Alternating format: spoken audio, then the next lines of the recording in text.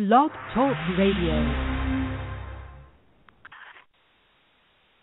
Michiamo apura kanu apurai kaitnut ineye ojira da medinde ojira bo kwesi ra nehmpata akan akwamumai na maruka etipi mu ojira bo.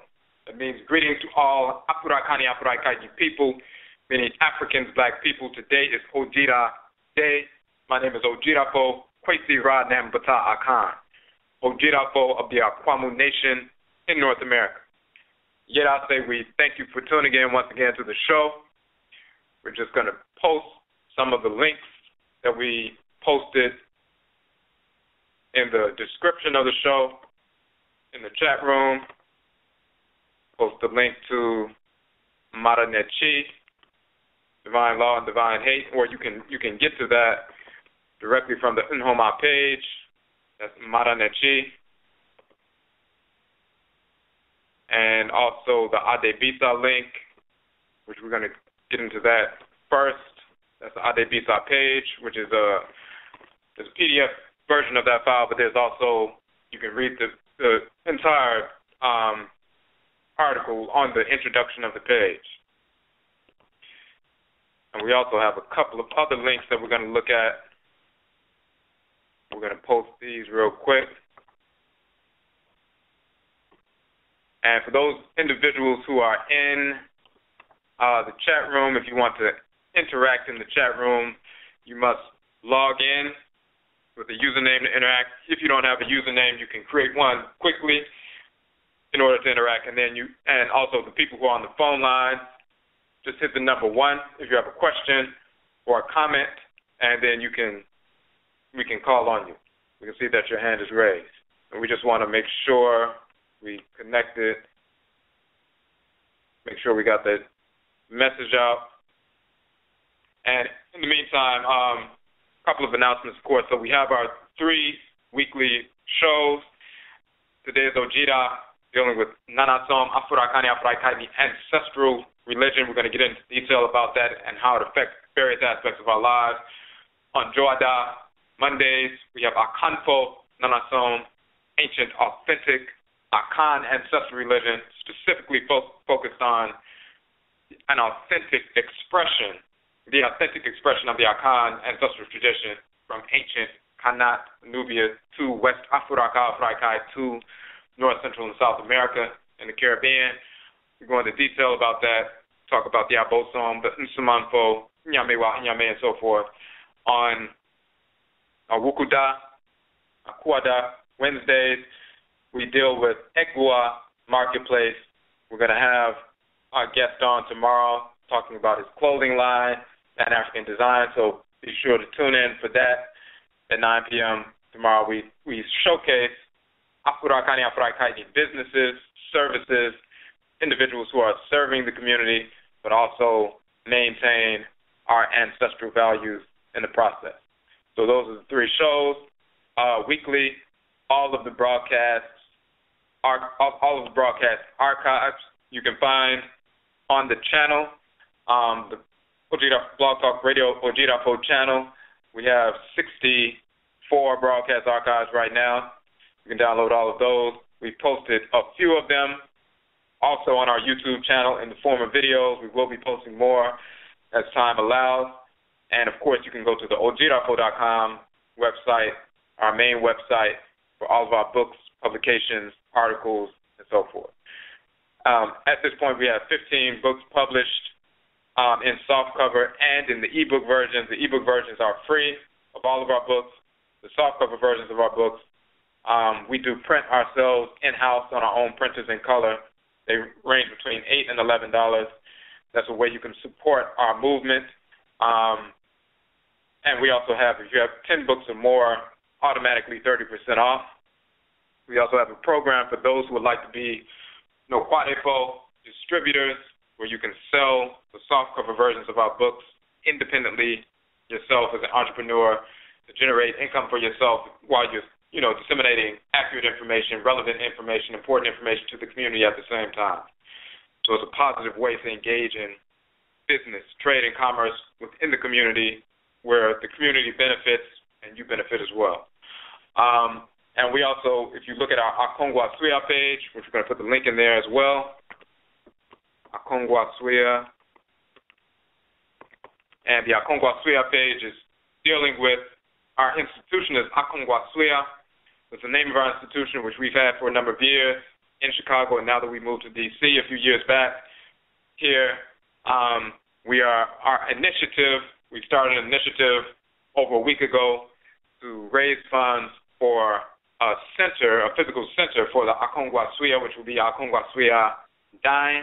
Dine means center, building, sanctuary, and so forth. That will be the physical location of our institution. So we're raising funds for that. You can support simply by, if you purchase soft cover versions of the books, some that you may not have had or you've been thinking about purchasing, any purchase or any donation, but even if you send a donation, we'll send you a book as well. But any purchase of the book helps us to raise the funds to establish our center. We'll have a number of all the different workshops we do, presentations, ritual practices, as well as the center of the publishing activities, as well as employment and entrepreneurship. All those things will be at the center. It'll give us the ability to serve the community in a greater capacity than we've been able to. We've been doing over the past few years, but now we'll have a center and be able to serve the community in a greater capacity. Be able to have classes on a regular basis.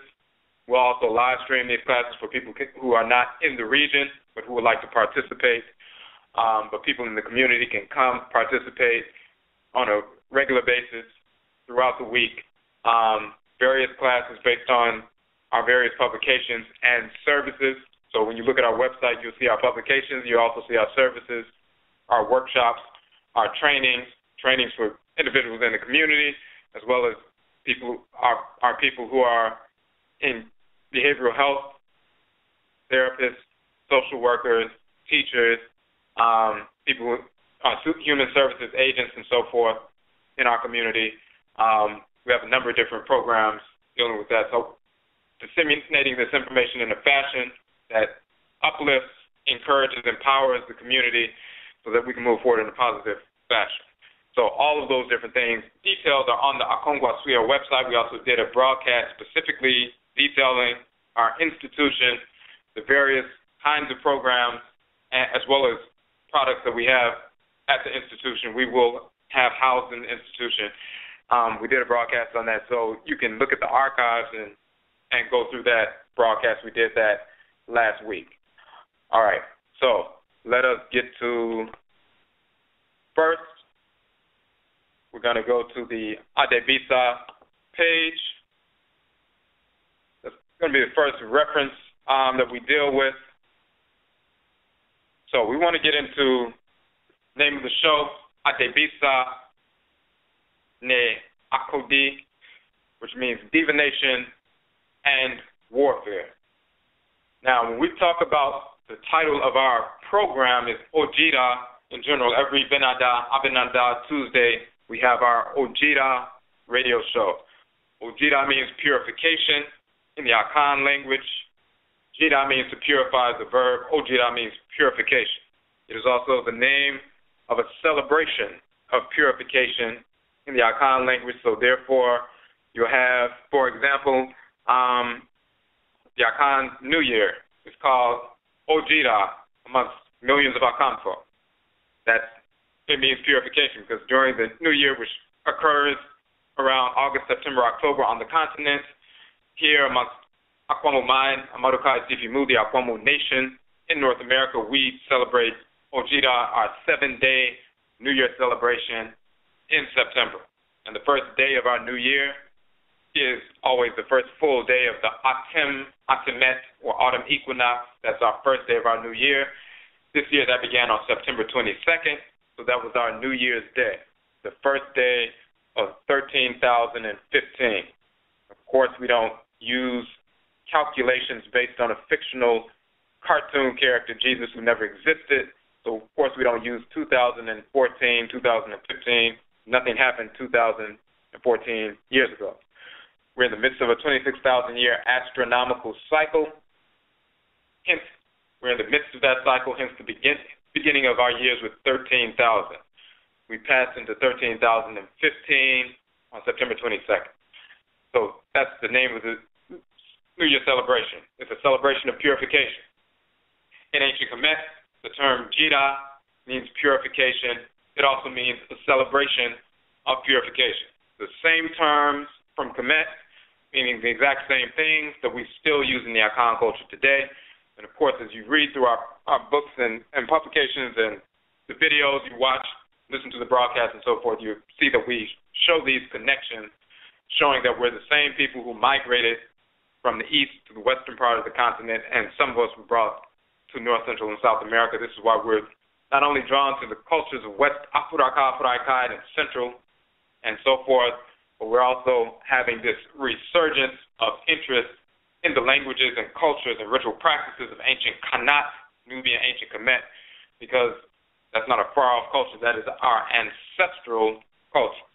Because we've lived in those places in previous lifetimes, we have returned through Bebra, the Akan term for reincarnation, reestablished our cultures and continued, and this is what we're dealing with. We talk about Ojira purification operationalizes Nanason. Purification operationalizes Afurakani Afuraikai ancestral religion. Afurakani Afuraikai ancestral religion, meaning African ancestral religion, is the ritual incorporation of divine law and the ritual restoration of divine balance. So through ritual, we incorporate those things, objects, deeds, and entities we need to harmonize with the law.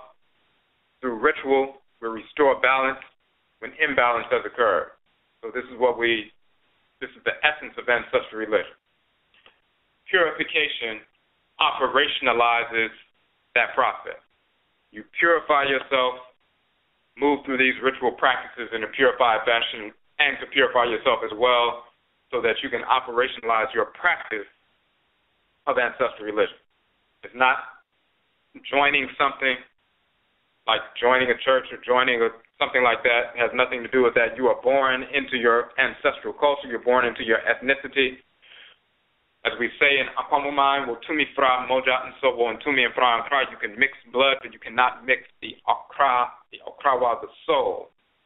So even though that blood mixture happened on the boats of enslavement, on the plantations of enslavement, all the hundreds of years of mixture and children being taken away from their parents and everything else, but the spirit of the individual that enters the womb, that spirit, that Sun cannot be mixed.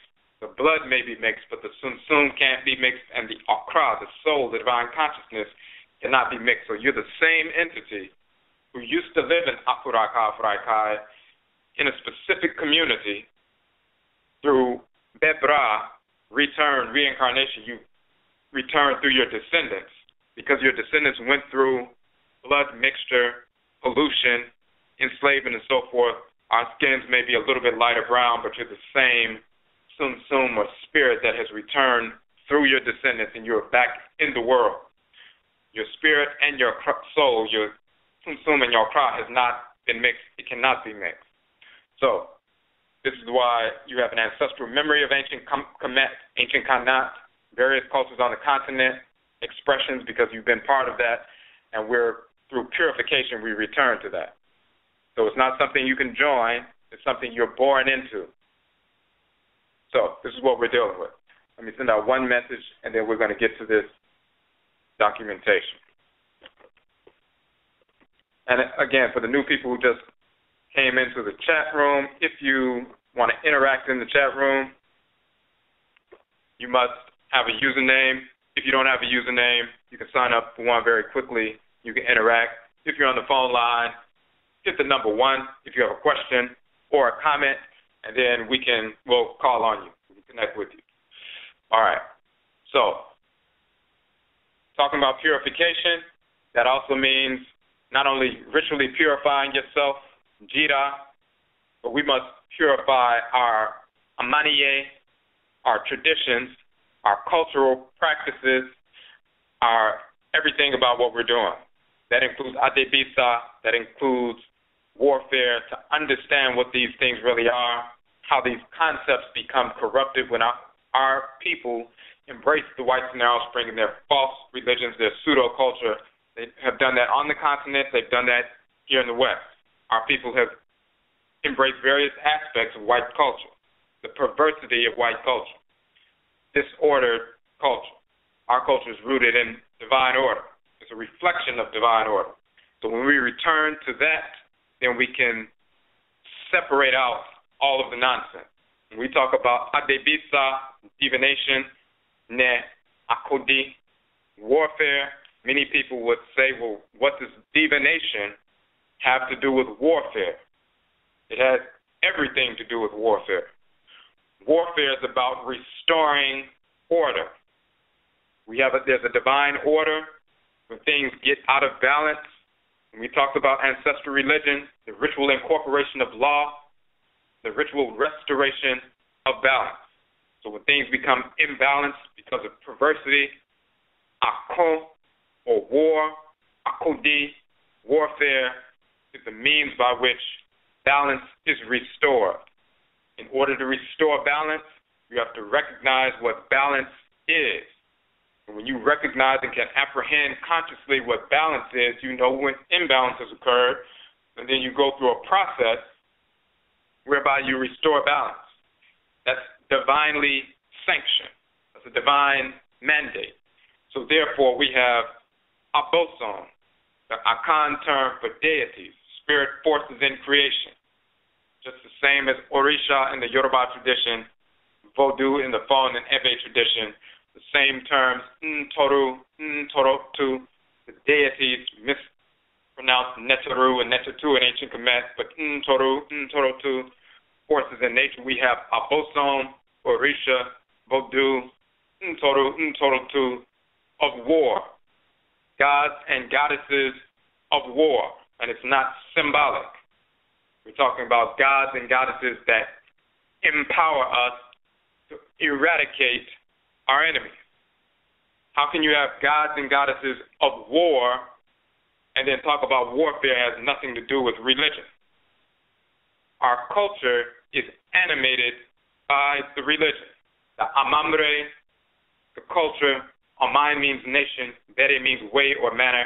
Amambre means the way of the nation, the way of the people. Amambre is animated by nanasom, by ancestral religion. So we are tuned to the forces in nature that cause the sun, moon, stars, the planet Earth, oceans, rivers, streams, the atmosphere, and so forth to remain vibrant, pulsating, full of life. We are part of that system, naturally created as components of that system. When we live in harmony with nature, creation, with divine order that's apparent in nature, then we're doing what we need to do. When imbalance occurs, then we restore balance. It happens in your body with your immune and lymphatic systems. They restore balance by killing cancerous cells within the black body of the Afurakani Afurakaitni community. There are cancerous cells that develop, and we eradicate the cancerous cells to maintain order within the great Afurakani Afurakaitni body. And the forces in nature that govern war, and there are there are a number of them, male and female. It's not just two heads of them, Herubehudet and Sechima, or Herubedeti and Sekhmet, male and female, as we call Abrafo Titere, the chief Abrafo, or divinities of warfare, male and female, but there are others up under them as well. They maintain balance by destroying disorder and the purveyors of disorder within the body. So if you have gods and goddesses of war, that's a real thing. You don't allow Negroes to try to reinterpret and misinterpret what that means and just saying, well, that just means you're fighting a war against your lower nature. Idiocy. There are forces in nature that govern warfare. So first, let's talk about what Adebisa is, divination, and then we're going to get into its association with warfare and how it's used to stimulate warfare and deal with warfare in a harmonious fashion so we can deal with it in a manner where we're successful. Now, on the Adebisa page, we talk about divination. Spiritual consultation is an integral component of all expressions of Nanasom, Afurakani Afurakaitni, African ancestral religion. Wherever Afurakanu, Afurakaitnu, Africans, black people are found in the world. This includes Afurakanu, Afro-Taitnu Africans in North, Central, and South America and the Caribbean today, who are descendants of those who were taken from Afuraka, Afro-Tai during the Musuokesi, the great perversity, the enslavement era, yet survived, waged war against the white slavers, and liberated ourselves. We talk about the Akan term, bisa. Bisa is a verb which means to ask, to inquire, to consult. Adie means things, objects, entities. Adebisia means things that are asked about. With the term to go and consult the divinity in the Akan language, someone will say, me ko bisa. Me, I, ko, go, bisa. I am going to bisa, or going to consult. I'm going to ask. That means going to ask the Abosom, going to the oracular shrine of the Abosom to ask or to consult, to communicate with the Abosom. That's all that Adebisa is. Abisa means to ask, to consult. Adebisa means things that are being consulted about. That's just divination. But to divine is to kabisa, to go ask. So whenever you go ask an Abosom, whether you're inquiring or trying to attune to your own Kra or Krawa, your soul, your divine consciousness, which is a deity in and of itself, dwelling in the head region, when you're trying to gain knowledge of something and you're trying to consult that Abosom, your Ori Inu, as they say in Yoruba, or the Se, Lido, in Vodun, the Ka, the Kra, the Krawa, when you're consulting that force that dwells in the head region, that's a form of divination. That is oracular divination, because divining is asking, it is consulting. When you sit down in front of a shrine to your ancestresses and ancestors, your Nananom and Samapo, to ask what is in harmony with divine order in this specific situation. How should I go about this? What is the best path? What is the best mode of operation? You're asking something, so therefore you're consulting, you're engaged in an oracular process just by virtue of the fact that you are asking. When you sit in front of a shrine of an Abosom, asking questions, trying to find something out, the yearning, the desire that you have, that you're pulling on the Abosom to fill you up with information, that is a provocation, that is a consultation, that is asking, that is a form of adebisa, of divination. And of course, if you go before a priest or a priestess and they do divination for you, simply you're going to ask them something, and then they go ask the Abosom something. They're engaged in the Kabisa, Adebisa process. They get the information and transmit that information to you. That is consultation. That is oracular divination. So anytime somebody is asking something of an Abosom, one of the forces in nature, they're engaged in divination. When you're praying to Abosom, but praying in a fashion where you're asking for something, asking for assistance, that's divination. Now, we understand that through actual practice. Now, but when you look in the text, for example, of ancient Kemet, as well as our ritual practices today, you can show an unbroken link of that process. So let's look in the text of ancient Kemet to deal with that process, and now we can properly contextualize the text. We're going to look in the text dealing with Tahuti, the Runu Pertinent Heru, the so-called Book of the Dead, Papyrus of Ani. In chapter 18, plate 13. And it says, Hail Tahuti, making Alsar victorious over his enemies. Make the Alsar Ani. Ani was the person who died and who this text was written for. Make Alsar Ani, make him victorious over his enemies, as you made Alsar victorious over his enemies before the divine beings who are with Ra and Alsar in Anu, the region of Anu. On the night of the things of the night of battle and of making the fettering or the chaining of the disordered ones, the Sebah, on that day of destroying the enemies of Neb-Erjer. Then it gives the explanation. The divine chiefs great in Anu are Timu or Atimu, Shu, and Tufnut. Now the fettering of the Sebal is the destruction of the themes of Set. It's the second time he wrought evil. Then it goes on to say, Hail Tahuti, making victorious Alsar against his enemies. Make the Alsar Ani, make him victorious over his enemies. The whole text is saying Tahuti. Tahuti made Alsar victorious over his enemies. Now he's asking, because Tahuti, because you did that for Alsar, do the same thing for this Alsar Ani.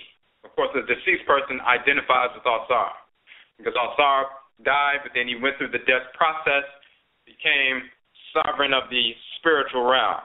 And when we die, we want to go through a similar process, following the footsteps of Alsar, so we can become an honored ancestor or an honored ancestress in the ancestral realm and be part of the ancestral community in our Akan culture called Asamando, not spirits that are Sasa, like we talked about last night, earthbound, disorderly, hanging around, depressed, anxious, hanging around, haunting the places where they died, the houses where they died, the street where they were murdered, and so forth.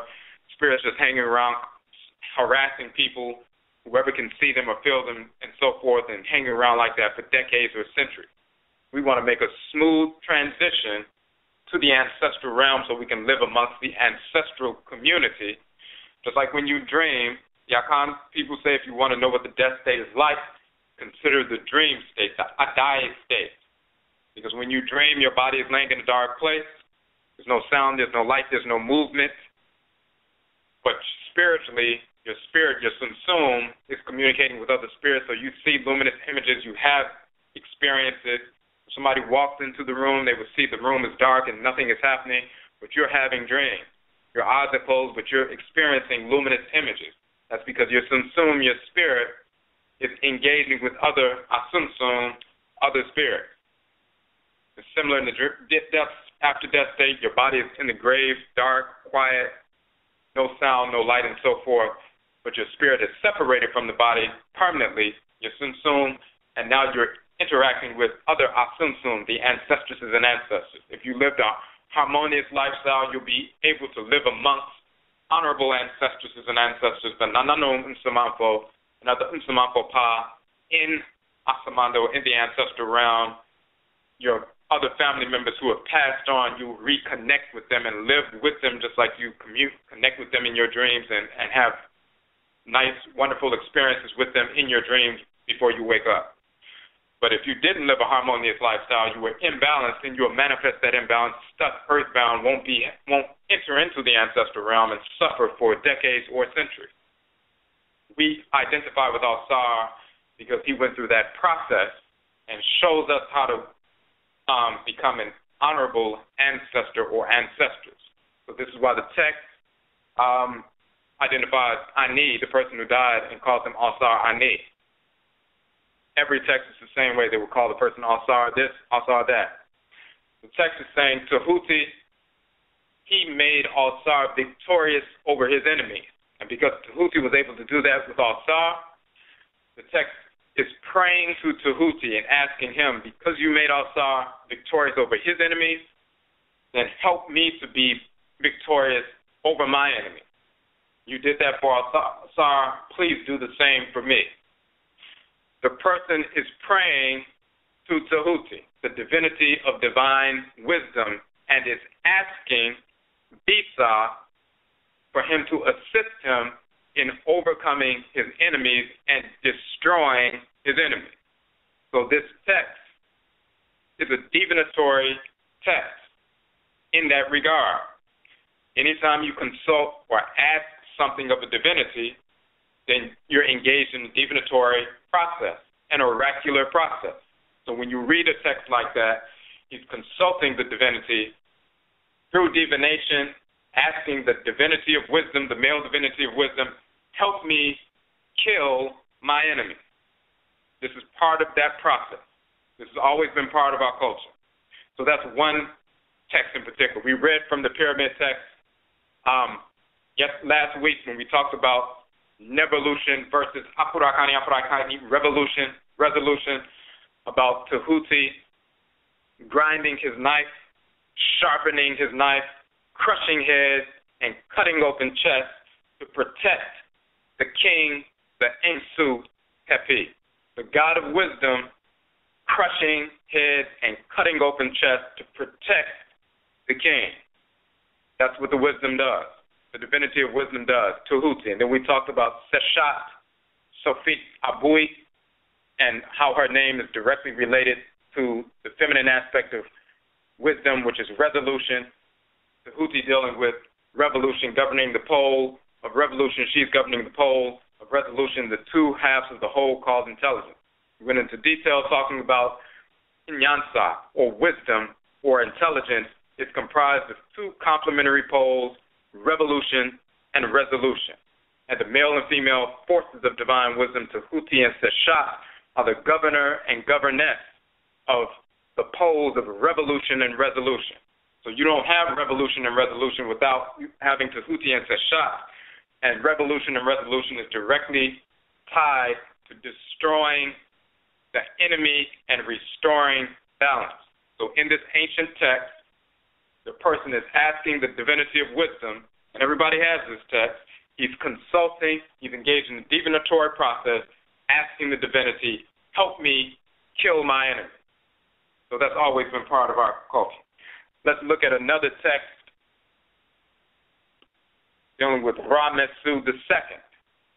When he's fighting the Kati, so-called Hittites, the Kati, the text dealing with the Battle of Kadesh. Ra-Mesu II, he's in the field fighting against the armies of Kadesh, and he gets deserted by his warriors. They disappeared on him. They ran away.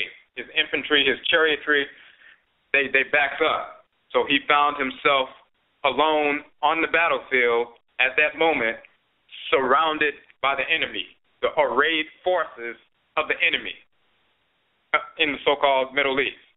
He was up in the so-called Near East, Middle East, waging war. Of course, the empire of Kemet at that particular time was not only in Kemet, was also in northern Kanat, northern Nubia, also up into the so-called Near East, which now we would call Palestine, Israel, up into parts of Syria, and also into what would be called, quote-unquote, Mesopotamia, parts of Iraq, and so forth. So all of those regions were part of the empire of ancient Kemet. The people of Kati, or Keta, also called the Hittites and so forth, leading the charge, an array of forces coming against the king of ancient Kemet and his army. So Ra-Mesu is waging war against them. His people desert him at that particular moment. He finds himself in the field alone, facing the army himself. This is what he says. No officer was with me, no charioteer, no soldier of the army, no shield bearer. My infantry, my chariotry yielded before them. Not one of them stood firm to fight with them.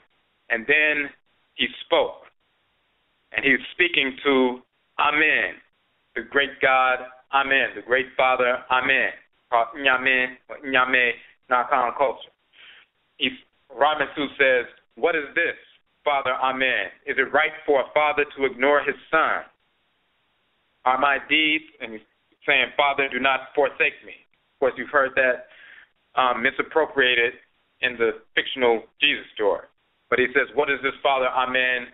Is it right for a father to ignore his son? Are my deeds a matter for you to ignore? Do I not walk and stand at your word? I have not neglected an order you gave. Too great is he, the great master of Kemet, to allow aliens to step on his path. What are these Asiatics to you, Amen? The wretches ignorant of God, of the God. Have I not made for you many great monuments, filled your temple with my spoils of war, built for you my mansion of millions of years, given you all my wealth as endowment? I brought you all lands to supply your altar. I sacrificed to you 10,000s of cattle and all kinds of sweet-scented herbs. I did not abstain from any good deed, so as not to perform it in your court. I built great pylons for you. Myself, I erected their flagstaffs. I brought you Tekenu from Yebu. It It was I who fetched their stones. I conveyed to you ships from the sea. So he's giving Amen. He's in the midst of the field. The forces are arrayed around him. He's by himself. His people deserted him at that moment. He calls on Amen, and he says, I have lived in harmony with order. I've done everything you asked for me. Please do not desert me at this moment. Who are these wretched Asiatics to you? So he talks about all the different things he did. And then he goes further. He has a long list of different things he did. Then he said, I call to you, my father, Amen. I am among a host of strangers. All countries are arrayed against me. I am alone. There is none with me. My numerous troops have deserted me. Not one of my chariotry looks for me. I keep on shouting for them, but none of them heeds my call. I know Amen helps me more than 1,000,000 troops, more than 100,000 charioteers, more than 10,000 brothers and sons who are united as one heart. The labors of many people are nothing. Amen is more helpful than they. I came here by the command of your mouth. O Amen, I have not transgressed your command. Then Ramesu says, now though I prayed in a distant land, my voice resounded in southern Anu, which is a southern region of Kemet, a sacred region of Kemet. I found Amen came when I called to him. He gave me his hand and I rejoiced. He called from behind as if nearby. And this is what Amen said. To Ramesu, he said, forward, I am with you. I, your father, my hand is with you. I prevail over 100,000 men. I am Lord of victory, lover of valor. Then Ramesu says, I found my heart stout or strong, my chest in joy. All I did succeeded. I was like Mentu, the divinity of war. I shot on my right, grasped with my left. I was before them like Set, in his moment, when Set is a warrior divinity as well. I found the massive chariots in whose midst I was scattering before my horses. Not one of them found his hand to fight. Their hearts failed in their bodies through fear of me. Their arms all slackened. They could not shoot. They had no heart to grasp their spears. I made them plunge into the water as crocodiles plunge. They fell on their faces, one on the other. I slaughtered among them at my will. Not one looked behind him, not one turned around. Whoever fell down did not rise. And the wretched chief of Kati stood among his troops and chariots, watching his majesty fight all alone. Without his soldiers and charioteers, stood turning, shrinking afraid. Then he caused many chiefs to come, each of them with his chariotry, equipped with their weapons of warfare, the chief of Arzawa, and he of Masa, the chief of Irun, and he of Luka, he of Dardani, the chief of Karkemish, the chief of Karkisha, he of Kalev. And so he's listing all the different chiefs that the king of Kati sent against Ramesu. The brothers of him, all Kati altogether, their total of 1,000 chariots came straight into the fire. I charged toward them being like Mentu, which is a deity of war. In a moment, I gave them a taste of my hand. I slaughtered among them. They were slain on the spot. One called out to the other, saying, and this is what the enemies are saying, they said, no man is he who is among us. It is Set, great of strength, Baal in person. Not deeds of a man are these his doing. They are one of who is unique, who fights 100,000 without soldiers and chariots. Come quick, flee before him to seek life and breathe air. For he who attempts to get close to him, his hands, all his limbs grow limp.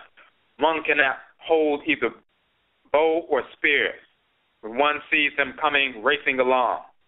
My majesty hunted them like a griffin. I slaughtered among them unceasingly. So he's waging war. He called on Amen. This is divinatory practice. He consulted. He asked Amen, the great divinity, the great father divinity, for assistance.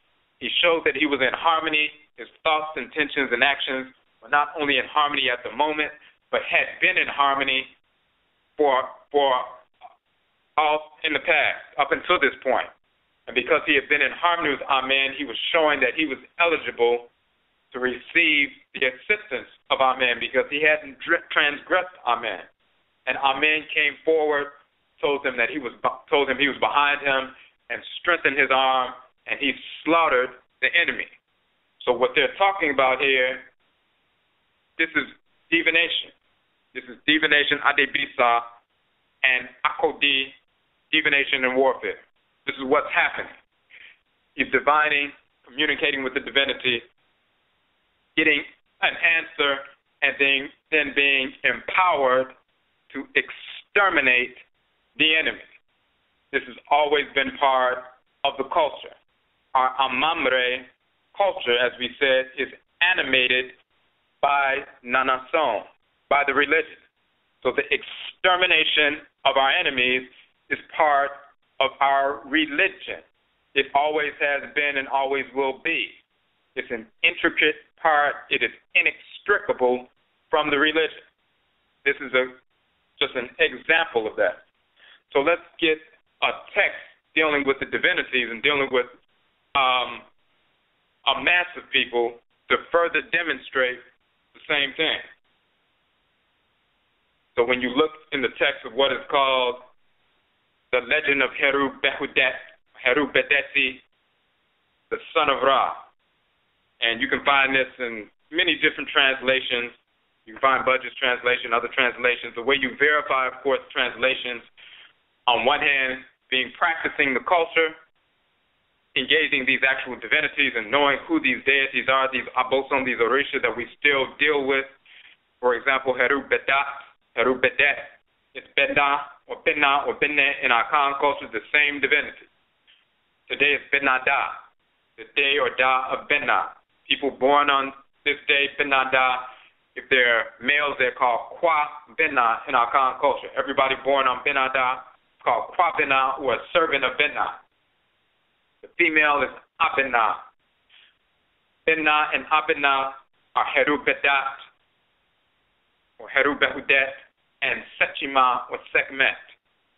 One of her titles is Abra or Abena is the same title. So Benna and Abena in our Khan culture is Heru Bedat or Heru Benna, Heru Bedet, also called Benne in our Khan culture as well. Benna and Benne, same divinity, operates with the planet Benna, so-called Mars, divinity of war, divinity of hot metal, and so forth. He's Ogun in the Yoruba tradition, Ogun Vodun. Same divinity. Never stop worshiping these divinities, being possessed by this divinity and so forth. We still deal with this force of nature just like we did in ancient Kemet. So we can verify what's in the text because we still get possessed by this abosom, this orisha, this Vodou today. We still invoke him by the same name today.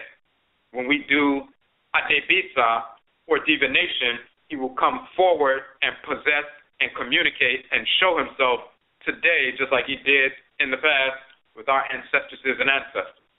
The same earth, oceans, rivers, atmosphere, sun, moon, planets, black substance of space that our ancestresses and ancestors lived and interacted with as a part of a system millions of years ago is the same earth and various aspects of creation that we're living on and feeding from today.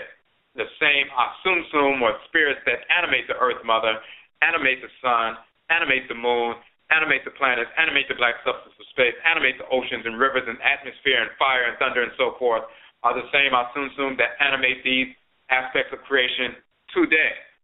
So just like we stand on the same earth mother that our ancestresses and ancestors stood on thousands of years ago, the same spirit of the earth mother is still animating this earth today just like she did thousands of years ago. And just like they were fed from her and possessed and communicated with her, we're still communicating with the same entity. So we can verify what's in the text and clear up discrepancies in these texts because we still deal with these abosom. So when you read about Heru Behudet, we can verify that. Of course, in the language, we can verify what's in the language as well because we still speak the same derivative language. So if you look at this text dealing with Heru Behudet,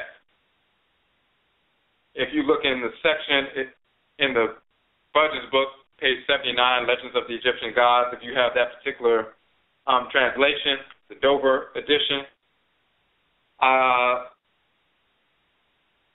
let's go to page, they're talking about when Set and his followers tried to attack the boat of Ra, tried to take over the country. And they're sailing through the boat. Tahuti's on the boat of Ra. Heru-Behudet is on the front of the boat, and then he sends Heru-Behudet to wage war against Set and his followers. Now, let's go to page, actually, let's look at,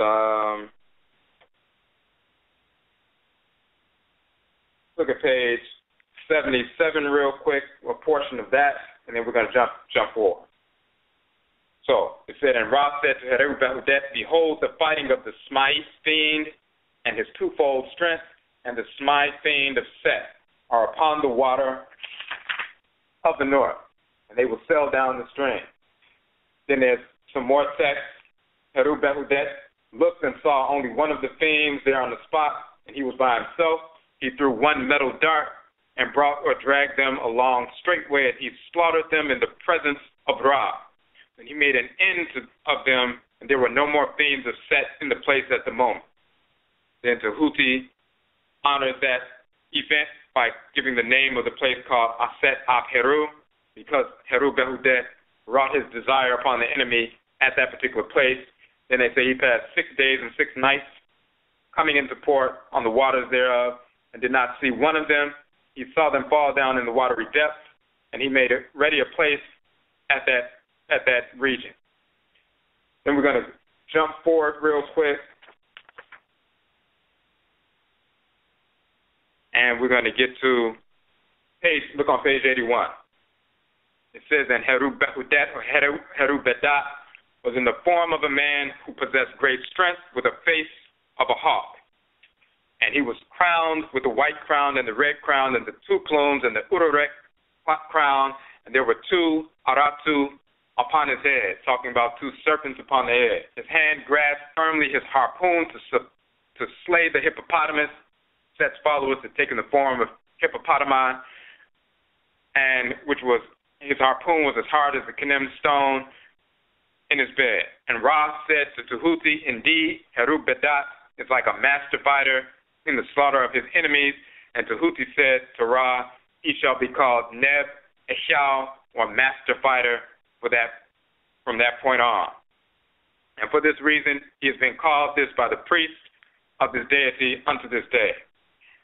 And Aset made incantations of every kind in order to drive away the fiend from Anrutef, which is a region, and from the great deity in the place, talking about Asar. Set had taken the form of a fiend called Ba, and Aset made ritual prayers to drive away the fiend, to keep them away from Asar. And then Tahuti said to Ra, because Aset did that, the priestess of this divinity shall be called by the name Nebet Heka, or the mistress or master of divine words and prayers and incantations. She be called that until this day. Now, we skip down to a section.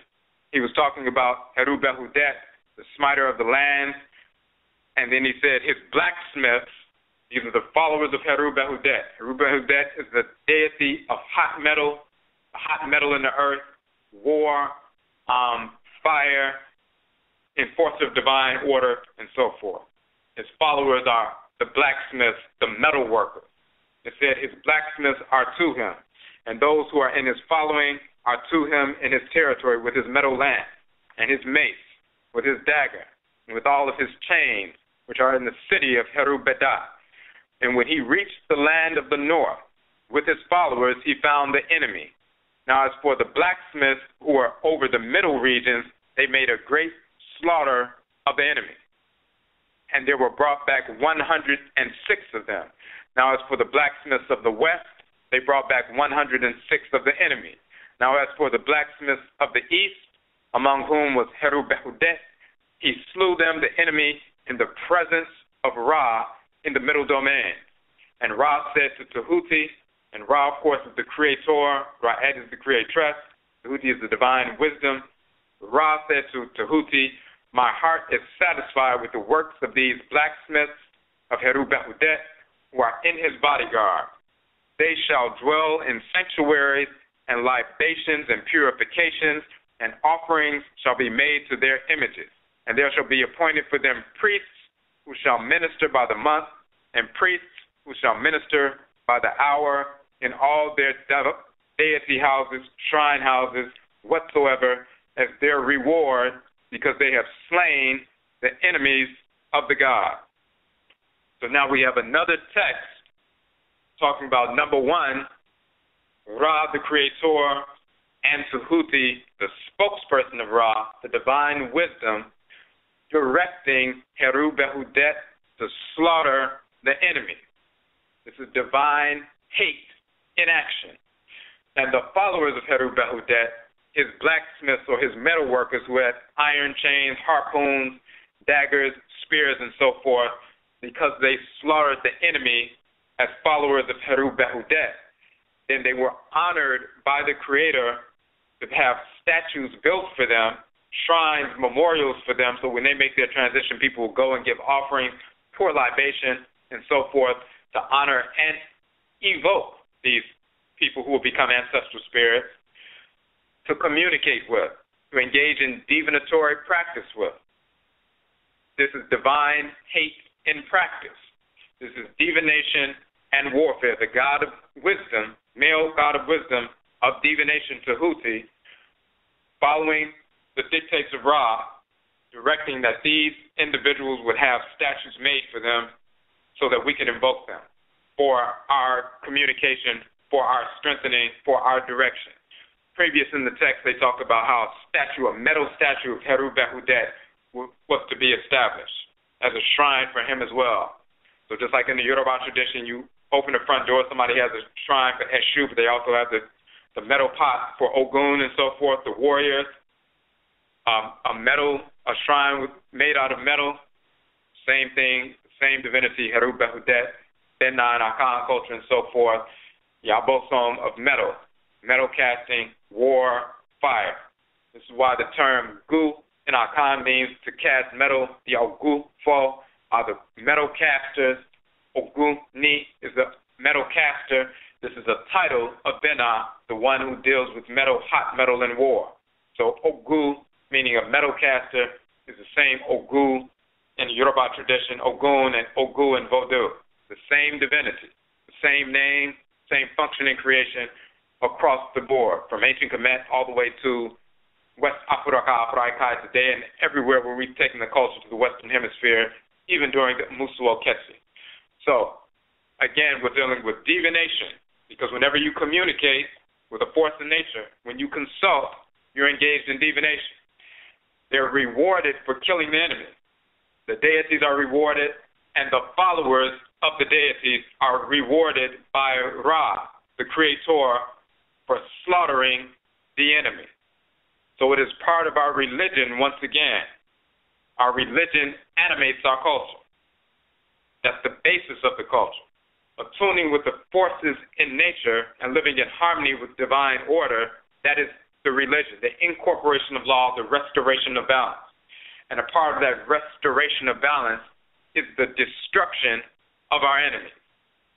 Let's look at another text so we can get even further. In fact, if you look in the Madanechi, Divine Law and Divine Hate, our book, Madanechi, Divine Law and Divine Hate, we actually quote from the text, the Book of the Cow of Heaven, the so-called destruction of mankind, where it's the birth of Sekhmet, Ra sends Sekhmet out to kill the enemy.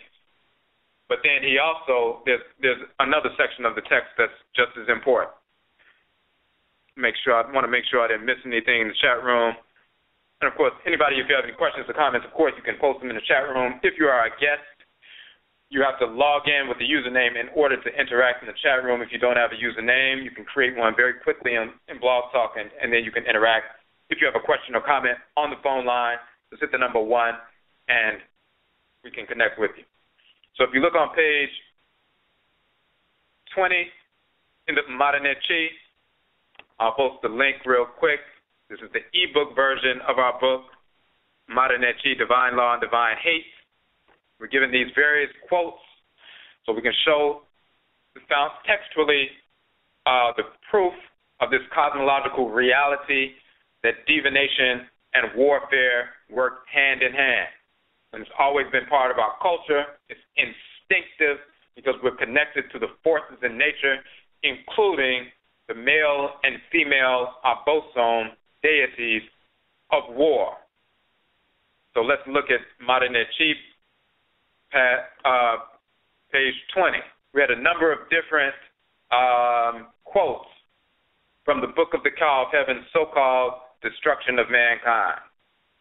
So we're going to go through these quotes because, they're separate quotes, but they're all, of course, in that same text. That text is found in the tomb of Tutankhamen as well as Seti I.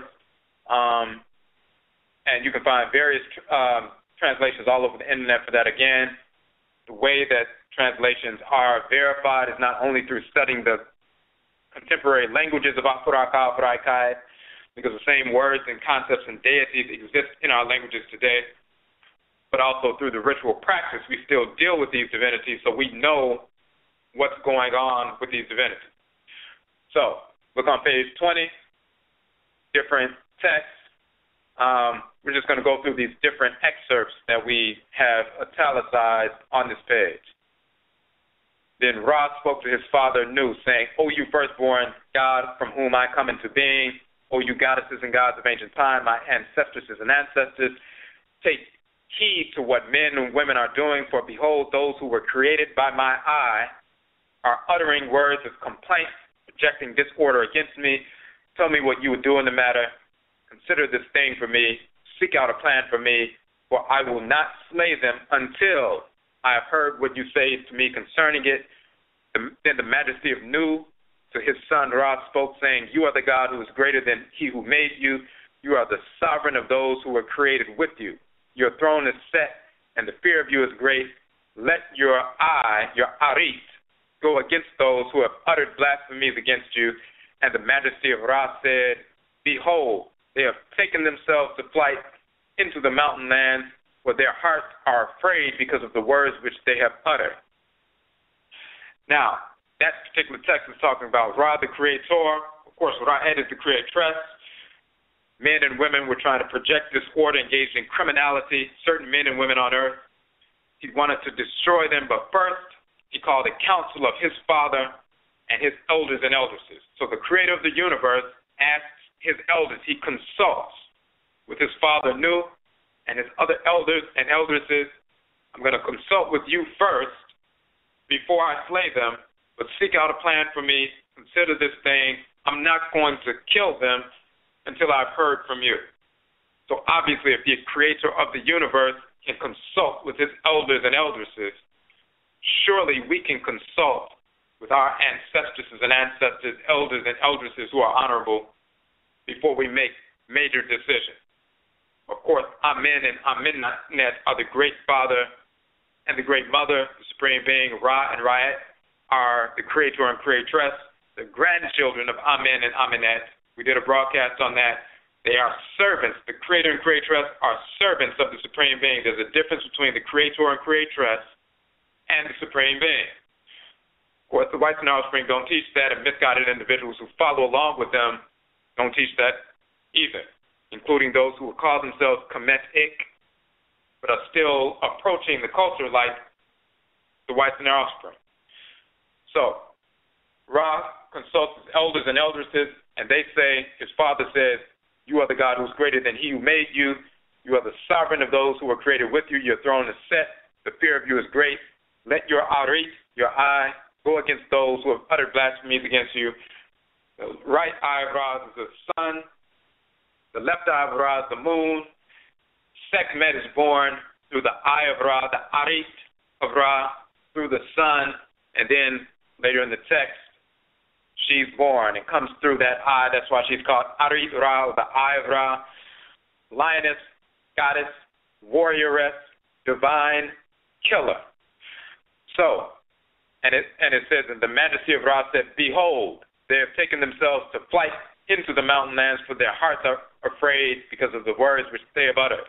So those who were engaged in disorder, that group of males and females on earth who were engaged in disorder, going against divine order, polluting the life force energy, but also polluting other individuals as well.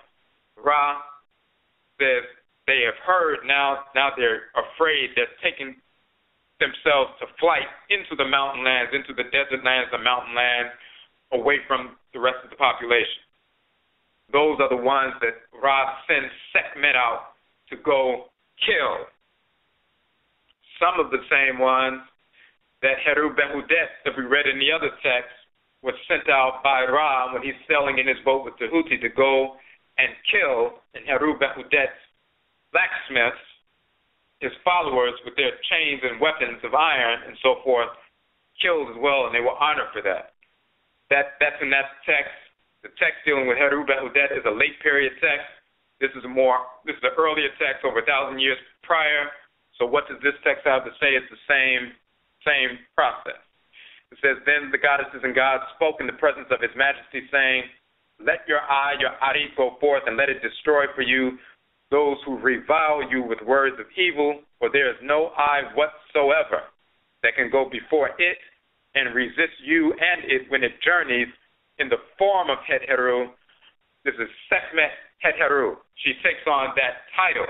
Het Heru and Sekhmet are two different divinities, but this is a praise name for Sekhmet because of her functioning. Then it says, thereupon this Torot, or goddess, went forth and slew the men and women who were on the mountain, or the desert land, and the majesty of this God, Ra, said, come in peace, O Het Heru, for the work is accomplished. Then Sekhmet said, you have made me to live, for when I gained mastery over the disordered men and women, it was sweet to my heart, and so forth. And there's a little bit more dialogue there, but the key here is she was created by Ra through his eye, through the sun. She comes into being and goes and kills the disordered men and women. Of course, by the way, this is where you get the story of Durga in Hinduism being created by the divine light of the deity. She becomes a goddess, a warrioress, and goes and kills the enemies of the divinity. There's a difference between Sekhmet, by the way, is not Kali. So Shiva and Shakti, or Shiva and, Shiva and Shakti is just Shu and Tefnut. Kali is not Sekhmet. Durga is where they get Sekhmet from. Kali is where they get a form of Shakti from. So Shiva and Kali and Durga is Shu and Tefnut and Sekhmet. And just like there's a similarity between Tefnut and Sekhmet, both lioness goddesses with the circular serpent on their head, waging warfare and so forth. There's a similarity between Shakti and Kali and Durga, but they're two different divinities. Of course, Shiva, Shakti, and Durga are just corruptions by the whites and their offspring of these ancient divinities. So that whole Hindu nonsense is foolish, and when people associate Kali with Sekhmet, they're demonstrating to you that they don't know what they're talking about, because these are two totally different deities. And we have an article on that, by the way, on the website. All right. So here's the next key piece. And the majesty of Ra said, I live, but my heart has become exceedingly weary with the existence of them, with the disordered men and women. I have slain some of them, but there is a remnant of worthless ones, for the destruction which I wrought or exacted among them was not as great as my power. Then we go to the following quote. And when these things had been done, the good men and women saw the deity Ra upon the back of the divine cow, because he had taken up residence in the higher up in the heavenly realm. Then these men and women said, these are the good men and women, talking to Ra, remain with us, and we will overthrow your enemies who speak words of blasphemy against you and destroy them. Then His Majesty Ra set out for the great house, the great shrine house, and the goddesses and gods who were in the train of Ra, the following of Ra, remained with them, meaning the good men and women. During that time, the earth was in darkness, and when the earth became light again and the morning had dawned, the men and women came forth with their bows and their weapons, and they set their arms in motion to shoot the enemies of Ra. Then said the Majesty of Ra to these men and women, the good men and women, your acts of violence are placed behind you, for the slaughtering of the enemies is above the slaughter of sacrifice. So they asked Ra to remain with them, and they would overthrow his enemies. There were criminal men and women who developed within the largest society of the Afurakani population. They began to engage in disorder. We talked about how 1 out of every 100,000 cells in your body becomes cancerous at any given time. So right now, as you sit and listen, about 1 out of every 100,000 cells in your body has become cancerous. It's become disfigured, no longer looking like the other cell, and now begins to seek to consume and destroy the other, no longer acting like the other cell. So your immune system and lymphatic system cells are sent to isolate those disfigured cells and kill them, destroy them, and expel them from the body. Setchima Sekhmet operates through the lymphatic system in the great divine body of the Supreme Being. Your lymphatic system is her shrine within your body.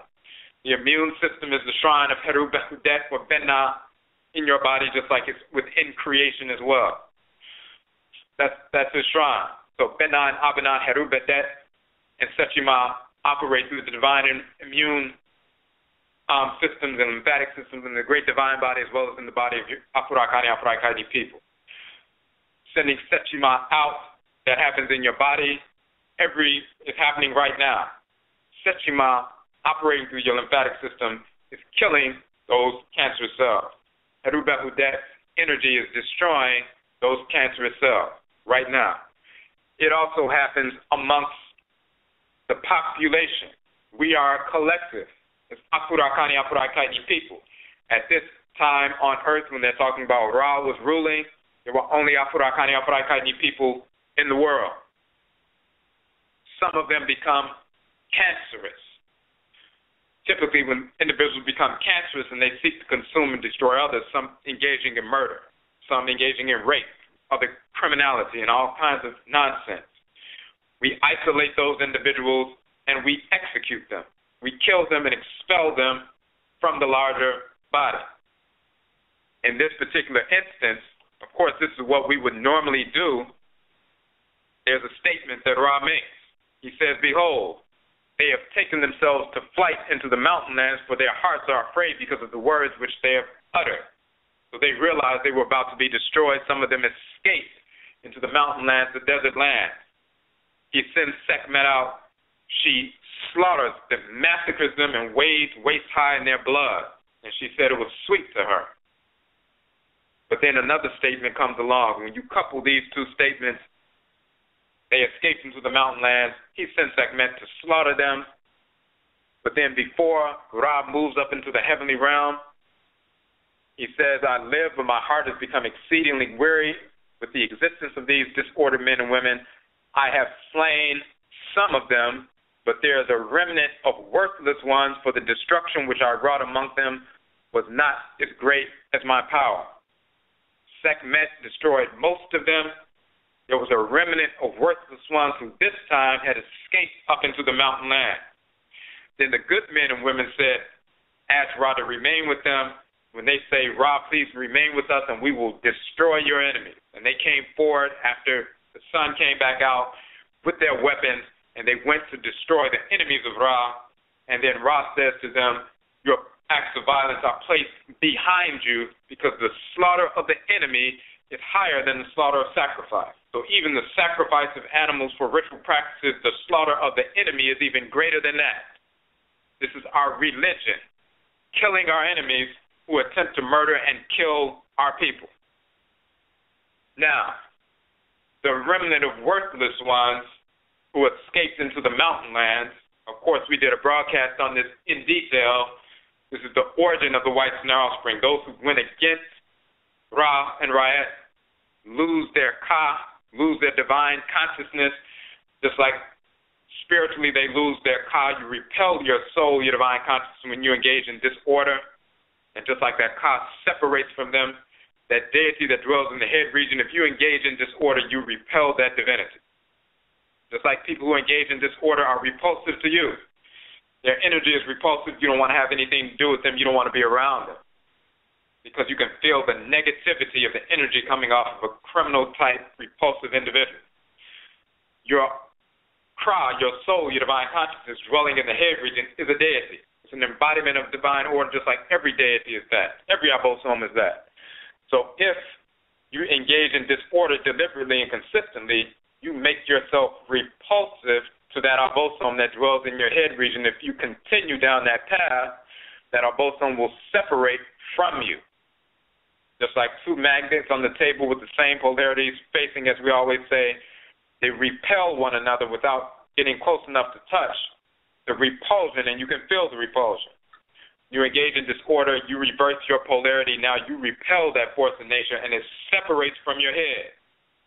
If you maintain that activity, it will return to Inyamewa, Inyame, the Supreme Being, and reabsorb itself, and you will no longer have a Kra, no longer have a soul. Now you're a spirit without a soul.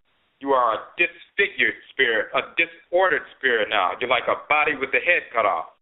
Just like the chicken with his head cut off begins to run him up in a disordered fashion, you become a spirit without a soul. You become disfigured, disorder. You're a spirit of disorder now, with no anchor in divine order. So now you're a cancerous cell within the body of black humanity. Just like your Kra separates from you and detaches, in the Akan traditions they would say, Nekra Driane. His Kra has fled from him. In the Yoruba tradition, they'll say the Ori has disengaged from the person. In Vodou, they say the Se, or Se Lido, has separated from this person. Their soul has separated from them. Now they're nothing more than a walking corpse. When that happens, you become disfigured spiritually. When you maintain that, then it manifests physiologically. And just like the Kra separates from you, then that Abatum eventually separates from you. That melanin separates from you. So those who escaped into the mountain lands, the desert lands, the foreign lands, that remnant of worthless ones, as described by Ra, who engaged in disorder, the Kra had left them, spirits of disorder, disfigured cells, they lose their melanin content, and they get trapped up in northern Eurasia. Because of their own behavior, they had escaped that destruction, that remnant of worthless ones. They become the whites and their offspring, and after the end of the last ice age, they come back out of Europe as the whites and their offspring, the enemies of our people. They were enemies prior when they lost their Kra, and they have returned. And they're still the enemies of our people, and they keep reincarnating as the enemies of our people, and will continue until we make them extinct. So, this text is dealing with that, but it also deals with the fact that when the men and women, the good men and women, called on Ra, remain with us, and we will overthrow your enemies. And when they did that, Ra blessed them and said, your violence is placed behind you because the killing of the enemy is above the slaughter of sacrifice. This was divination. The people were speaking or consulting with a force in nature. Every time you consult with a force in nature, you are engaged in oracular divination on some level. You're engaged in a divinatory practice or process. When they call on Ra, call Bisa. They go and ask. They consult it, asking the divinity, please stay with us. He responds. And when he responds and blesses them for what they're doing, you just engage in divination. This is divination and warfare. Adibisa ne akoti, divination and warfare. Another example of that. So let's scroll down for a second. And before we move before we move forward with that, I want to go through, if anybody has any questions in the chat room, I want to make sure I didn't miss anything. Scrolling through right quick. Okay. I want to make sure we don't have anything in the phone lines. All right, so we gave these examples. Talk about what divination is. Talk about association with warfare. We read text from ancient Kemet, Pert Imheru, talking about the individual calling on Tahuti, because Tahuti made Alsar victorious over his enemies. He's asking Tahuti to make him victorious over his enemies, just like he did with Alsar. Consulting a deity so that you can be victorious over your enemy. We showed how Ramesu II consulted the divinity so he could overthrow and kill his enemy. This is part of our religion. We show this in the text dealing with the deities, with Ra, with Heru Behudet, and so forth, and Sechima, and the men and women who were following Ra, the blacksmiths who were following Heru Behudet, being honored by the divinity, by the creator of the universe, for destroying the enemy. Late period texts, older texts, true historical texts, dealing with the same process. Now let's bring it all the way to our immediate present in our own blood circle here in North America. We're going to give a link real quick, put this link in the chat room, show you how this has been part of our culture all along. And I'm going to give you another link as well. So this is the specific link to an article. We also link to this article in our book, The Okra Complex, The Soul of Akanfo. And we also go into detail about the origin of the whites and their offspring and the difference between them and us with regard to their spiritual anatomy, which we were just talking about in this book. So we link to the article in the book, The Okra Complex, The Soul of Akanfo. We talk about race and the Okra, the real difference between the whites and their offspring and black people, Afurakani people. Yes, it's melanin, abatum, our melanin content, but the number one difference is we have a Kra, a soul of divine consciousness. Krawa, they do not have that. And their loss of the Okra was the precursor to the loss of their abatum, their melanin. So we go into detail about that. But we also link to this in our book dealing with the Okra Complex, The Soul of Akanfo. We also link to this particular article that we just posted in the chat room as well, because we addressed this in the book. The name of this article, and this is just one good article that deals with this subject. It's called Conjure, Magic, and Power: The Influence of Afro-Atlantic Religious Practices on Slave Resistance and Rebellion. So we're talking about calling on the Abosom, the Vodou, the Ntorutu, to empower us and guide us on the best means of exterminating our enemies as a key component of our ancestral religion. The destruction of our enemies is part of our religion. So Conjure, Magic, and Power: The Influence of Afro-Atlantic Religious Practices on Slave Resistance and Rebellion by Walter Rucker, University of Nebraska-Lincoln. So he gets into a number of different things. We're going to read some of the article, comment on these specific things. So he says, writing in 1842, Reverend Charles Colcock Jones exposed the fears many antebellum Southerners had regarding the influence of what he called, quote-unquote, teachers, doctors, prophets, conjurers, in determining the actions of North American slaves. So then he gives this quote. Of course, he's using derogatory terms, but the Reverend Charles Colcock Jones in the 1800s wrote in 1842. Of course, one of the guests we had on our show, Kamal Makesi Tahuti, who wrote the book How to Make a Negro Christian, he analyzed the writings of Charles Colcock Jones, which is the Reverend. He started going around in the 1830s and onward with a method of indoctrinating black people on plantations Christianity to make us more docile slaves. The reason the Reverend started using that strategy is because there was an explosion of black people waging war against the whites in Arab Spring and killing them and freeing themselves from enslavement, not just in Haiti, but then the Nat Turner Rebellion that happened a few years prior to this writing, and they saw this exploding all over the country wherever people had been enslaved.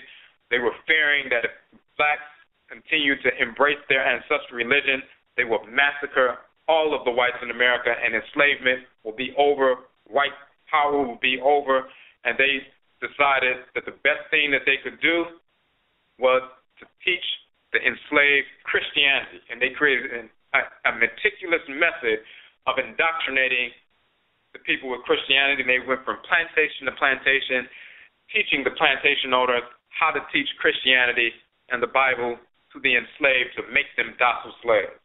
So writing in 1842, the Reverend Charles Colcock Jones, this is what he says. Ignorance and superstition render them easy dupes to artful and designing men. On certain occasions, they have been made to believe that while they carried about their persons some charm with which they had been furnished, they were invulnerable. They have on certain other occasions been made to believe that they were under a protection that rendered them invincible. They have been known to be so perfectly and fearfully under the influence of some leader or conjurer or minister that they have not dared disobey him in the least particular. So Walter Rucker, commenting on this passage from the Cracker, the preacher, Reverend Jones, who was writing in 1842, he says, these quote-unquote artful and designing men and women found on plantations throughout the Americas were as ubiquitous as the individual and group acts of slave resistance they inspired.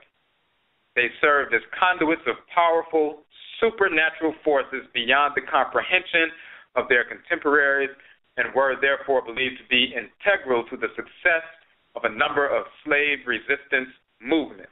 The mystical powers conjurers claimed to control made them formidable and respected figures among the enslaved Africans. As historian John Blassingame noted, in many instances, the conjurer had more control over the slaves than the master had.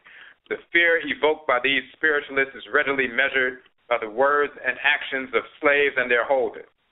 Henry Clay Bruce, a man who spent 29 years of his life as a slave in Missouri, Virginia, and Mississippi, recalled numerous quote-unquote conjurers who succeeded in duping their fellow slaves so successfully and to such an extent that they believed and feared them almost beyond their masters. Of course, this is a Christianized statement by an enslaved person, so he'll say they duped them. Among slaves, at least, conjurers were respected, and not solely because of the apprehension their powers inspired. In the words of W.E.B. Du Bois, these spiritualists had multifaceted and multidimensional functions in the slave community. At any given time, the conjurer could be the healer of the sick, the interpreter of the unknown, the comforter of the sorrowing, the supernatural avenger of the wrong. It would be through many of these roles that African conjurers helped to encourage slave resistance throughout the Americas. In North America, the power of conjure was revered by both African and American-born slave rebels in a similar fashion. They seemingly believed without question the ability of these spiritualists to determine the outcome of a variety of events, including resistance movements, through arcane and supernatural means. Now there's another section, if you scroll down, it says, despite a general tendency by Genovese and other American historians to view the North American slave experience as unique or exceptional, the widespread belief and practice of conjuration, dealing with hoodoo and so forth, proves that this particular phenomenon at least was a shared African diasporic reality. Indeed, sufficient evidence demonstrating that slave conjurers in North America were in fact an influencing presence in a number of mass rebellions, conspiracies, and acts of day-to-day resistance can be found in a variety of primary sources. Let's go down to one of those instances. Claiming command over esoteric and magical forces, conjurers were seen as integral to the success of slave revolts. This was definitely the case in the 1712 New York City slave rebellion, which was the most serious slave disturbance up to that time in the British American colonies. This is 1712. It only involved about 28 insurgents. However, this relatively small band killed 10 whites, wounded 12 others, and created a panic throughout the North American colonies. Among the key components in this rebellion was Peter the Doctor, a free African conjurer who rubbed a magical powder onto the clothing of the slaves to reportedly make them invulnerable. This thus emboldened the rebels armed with swords, knives, and guns, set fire to a building in downtown New York City and waited to ambush approaching whites seeking to put out the blaze. He compares that to a 1760 rebellion in Jamaica where they used powder to make them invulnerable, and then they waged war against Dutchy Whitefolk. The key in the 1712 rebellion in New York City, that out of the 21 people who rebelled, as he says, if you scroll down, of the 21 Africans facing criminal charges in connection with the uprising, 9 had Akande names. Of the slaves accused of being involved in the revolt, 2 were named Kofi, 4 were named Kwaku, 1 was named Kwashi, which is Kwesi, another Kwesi, and Amba, respectively. With few exceptions, of course, every Akan child is given a birth name determined by the actual day of her birth, in addition to any other familial name. So it's talking about an Akan presence in 1712. 9 of the 21 rebels had Akande names: Kwesi, Kwaku, Kofi, Amba, and so forth. Talking about the conjurers or the medicine people, the Dunsinifo and Uduyefo, as we talk about in our article, the Akan origin of the term hoodoo, using medicine to strengthen and embolden the people so that they will be fearless when they get up and go and wage war against the whites, to kill them, to exterminate them, and to free their people from enslavement. Nat Turner was fearless, brought his people together and massacred the whites and their offspring. Went from plantation to plantation, massacring every white thing in sight and setting fire to the plantations and liberating people along the way. There were many insurrections, rebellions, resistance movements all across North America. It was becoming so common that the people in the colonies were so fearful that they realized that they had to do something, or else these enslaved Afro-Akaini people would stop totally submitting to enslavement. They were going to massacre the whites and their offspring, or they just weren't going to live. So this is why they began to teach Christianity. They couldn't stop people. They couldn't stop the forces in nature from connecting with the people, so they had to make the people believe that, yes, these spirits exist, but these are devils, these are demons, you shouldn't be listening to them, and so forth. And they started that process of indoctrinating our people in the 1830s heavily with Christianity. Of course, it would take them over 100 years before our people really started getting into that nonsense. In the meantime, there were insurrections going on, then later the Civil War, and so forth. All these things jumping off. But the reason why emancipation happened is because we forced emancipation. We began killing the whites and their offspring. So this text also talks about Denmark Vesey, the rebellion. It talks about Gabriel Prosser. It talks about a number of different rebellions. At the center of these rebellions are conjurers, people engaged in ancestral religion that would not only give medicine to people, but it would free people from the fear that they had to move forward. Now we come to today. The only thing that's stopping our people is fear. We have people being gunned down like Mike Brown or Tamir Rice and other individuals and people consult, Kabisa, go to the Abosom, go to the Orisha, the Abosom, the Vodou, and so forth, to see what is the best way to handle these situations. The Abosom will show us quite naturally, and the Nsumafo quite naturally. We have the capacity, just like the whites and their offspring, to execute them just like they've been executing us. The only thing we have not been doing is fighting back. Why haven't we fought back? A black person can get a gun and blow the brains of a police officer out just like a white police officer can do that with a black person. What's stopping us, any one of our people, from getting up and doing that right now? The only thing that's stopping us is fear. The only thing that's propelling them is the idea that if they do that, nothing's going to happen to them. They know they're going to get away with it. If they knew that every time they kill one of our people, some black person somewhere was going to kill them. Not protest, not go to go through the court system and everything else, but as soon as it was found out who killed the black person, who murdered the black person, some black person was going to hunt them down and kill them.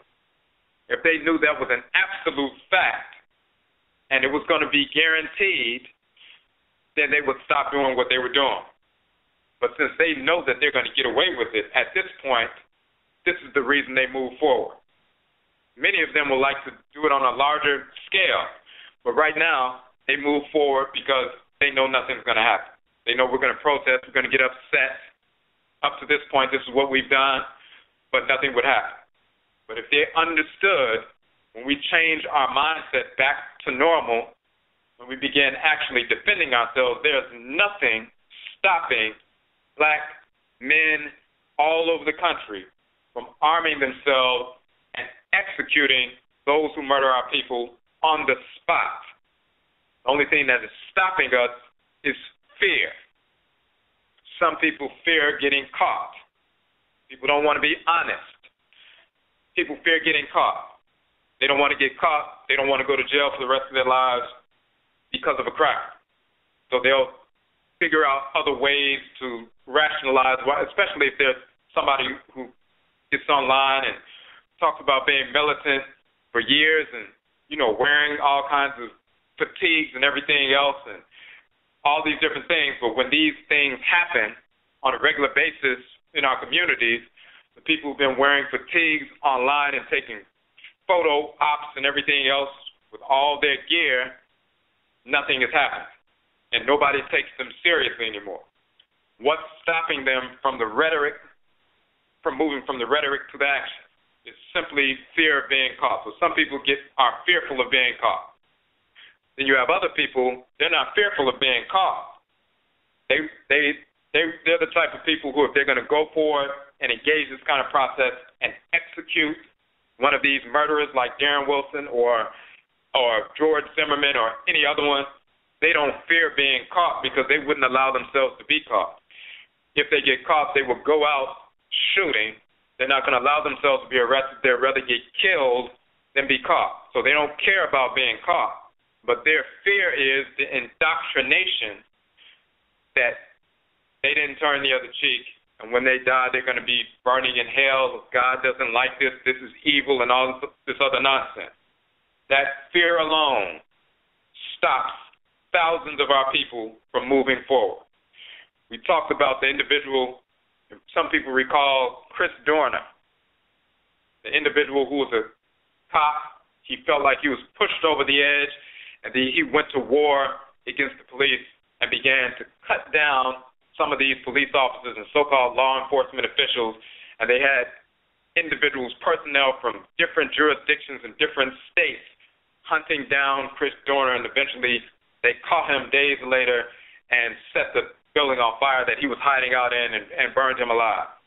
But, of course, he didn't care because when he decided he was going to war against the police, he knew what was going to happen. He didn't care, and he went forward. There are hundreds of thousands of Chris Dorners in potential in our community. And the only thing that's stopping them is this fear that the fake white God is going to burn them in hell, or the fear that they were supposed to turn the other cheek It's against divine order to think the way they're thinking. It's evil, all this other nonsense. However, once our people learn the truth about these fake religions, that fear disappeared. Then these people with this kind of power and this kind of focus become unleashed. This is why the whites in our offspring never wanted us to get back involved in ancestral religion. We looked at ancient texts, Ramensu talking about invoking Amen, communicating with Amen, being empowered by Amen. And once he invoked through divination, consultation, and felt a response, then he felt emboldened to move forward, and he was fearless. It's not that Amen possessed him and did the work for him. His invocation, he was infused with direction, he was emboldened, and he moved forward with vigor. You bring that all the way up to the book of the Cow of Heaven. The men and the women who saw that the other men and women were engaged in disorder, Ra designated them to be destroyed. They called on Ra and said, listen, we will destroy your enemies if you remain with us. And Ra blessed them for that they moved forward and waged war against the enemy. You move that up to what we're talking about in the 1712 New York Rebellion. If you look at amongst the Maroons in Jamaica, in Suriname, people in Haiti and so forth, wherever we are, we're utilizing our ancestral religion to empower ourselves, give us the right focus, then we use our own strength, our own power to move forward and execute our enemies. That's part of our religion. So they didn't want us to embrace our ancestral religion because part of the ancestral religion, the restoration of balance, ancestral religion, again, is the incorporation, the ritual incorporation of law and the ritual restoration of divine balance. Through rituals, we incorporate those things, objects, deeds, and entities we need to harmonize our thoughts, intentions, and actions with divine order. And through ritual, we reject those things, objects, deeds, and entities we need to reject in order to restore balance to our lives. Our culture, amambre, is the divine acceptance of order and the divine rejection or hatred of disorder. So when we talk about Madanichi, divine law and divine hate, we talk about the expansive and contractive poles of order. We incorporate law and we restore balance through hatred or rejection of disorder. We attract those things we need and we repel those things, objects, deeds, and entities we do not need. Just like your circulatory system, respiratory system pulls things into the system, pulls in air, oxygen, energy, and so forth, your immune system kills and destroys what is unnecessary and what could also cause disorder, imbalance, and so forth. Our ancestral religion directs us to incorporate those things that are lawful, those objects, entities that are lawful, and to hate, reject, destroy, eradicate disorder and the purveyors of disorder. So if you are to embrace the ancestral religion that is inborn and intrinsic within you, that you are born into, that you incarnated with, then you're automatically accepting the eradication of your enemies that is part of the religious practice. So they can't have you embracing ancestral religion. They don't care anything about Islam, Christianity, Hebrewism, Moorishism, Hinduism, Taoism, Buddhism, Hermeticism, Kabbalism, pseudo-occultism, and so forth, because they created all of that nonsense.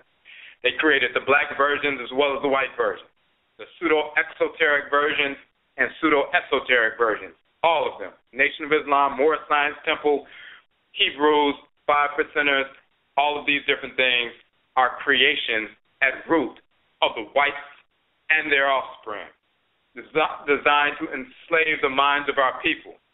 Anything that teaches us we are not African.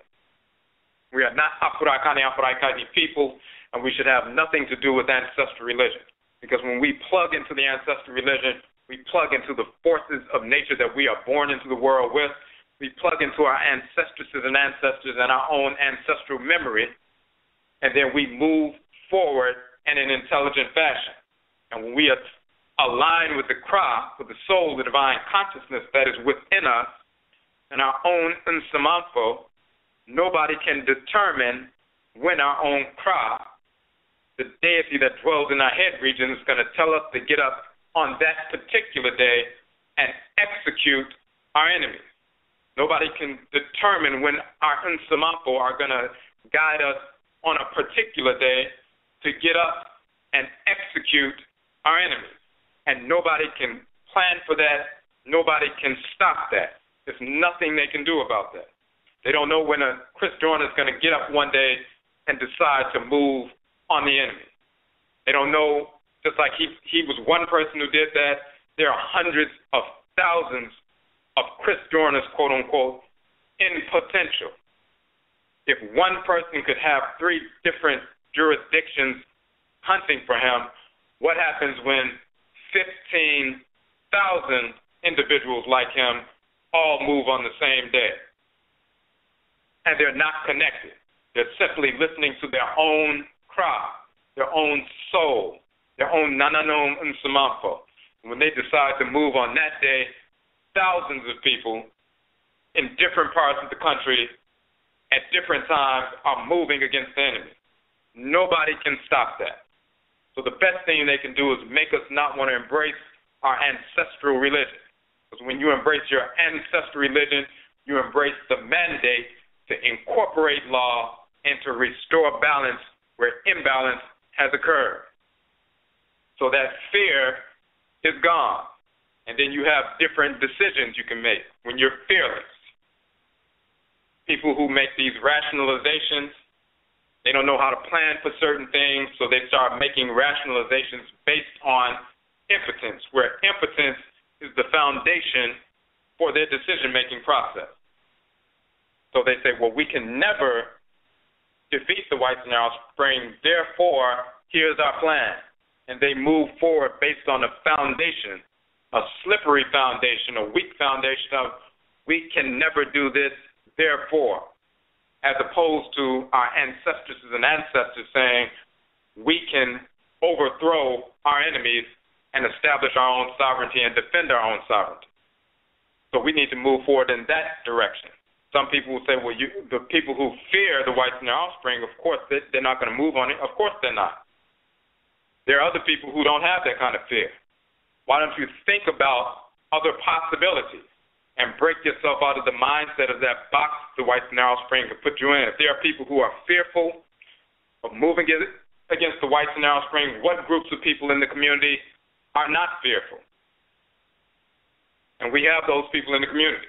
There are people who have, for example, terminal diseases given to them by the whites and their offspring because they've been smoking cigarettes or doing different kinds of drugs that have been flooded into the community and so forth, and they've developed terminal diseases. They have months left to live.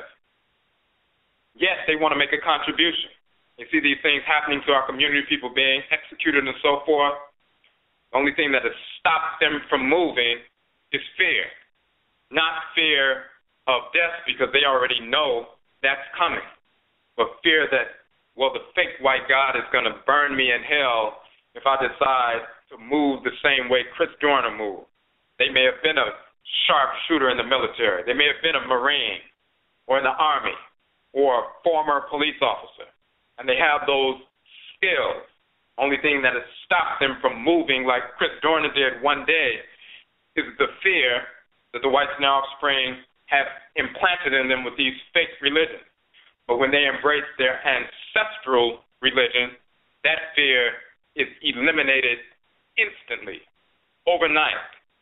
And now the people who have only months to live, yet they have skills, military skills, and they want to make a contribution, and they have learned now that when they go against the enemy, they are honored by the Creator and the Creatress and the ancestresses and ancestors and the Abosom.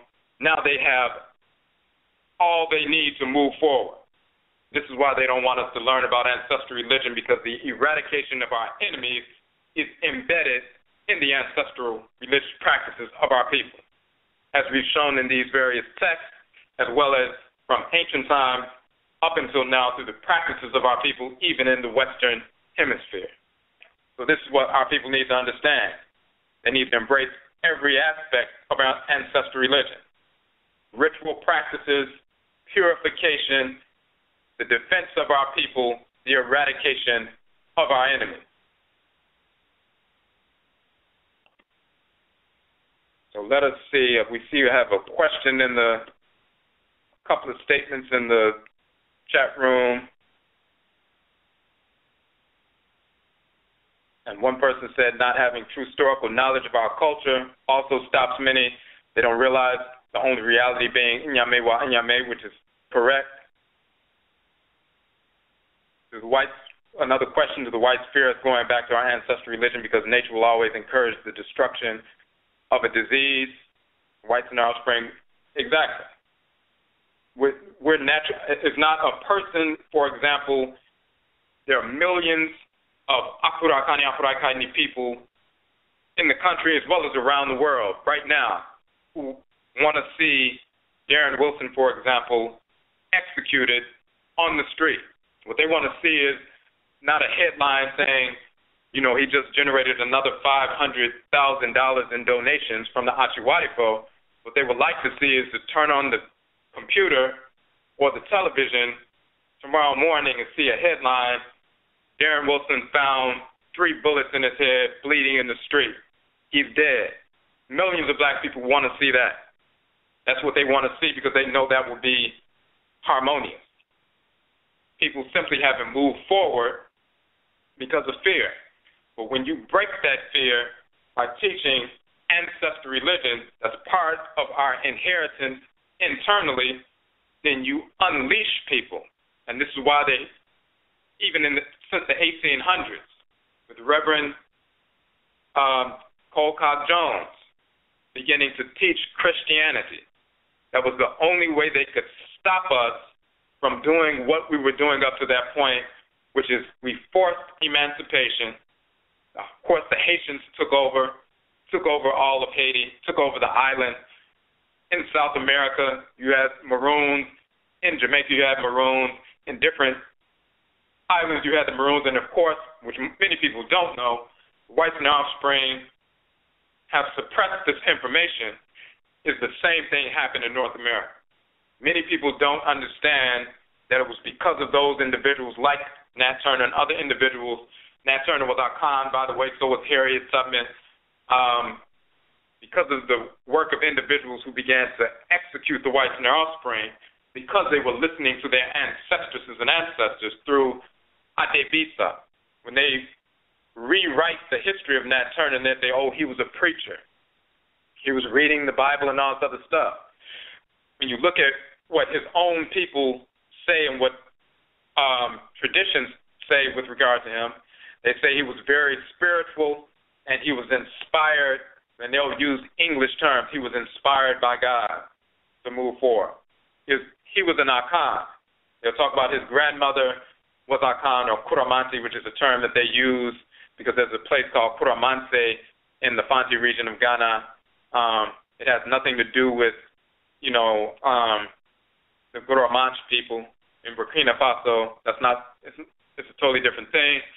But his grandmother was Akan. He's listening to his Nsamanfo, listening to the Aboson, and they direct him, get your weapons together, massacre the whites and their offspring. Get other individuals to join you, go from plantation to plantation, massacre men, women, and children, all of the so-called slave masters and their family and their staff, burn down the plantations, and keep going from plantation to plantation. People don't want us to understand this is what was happening, so they'll try to rewrite the true story. When they talk about Denmark Vesey and talk about these other individuals, they'll always try to say, well, they were Christians and they just felt oppressed. Or Harriet Tubman, they'll say she had seizures. She's getting possessed by the Nsamanfo, possessed by the ancestresses and ancestors.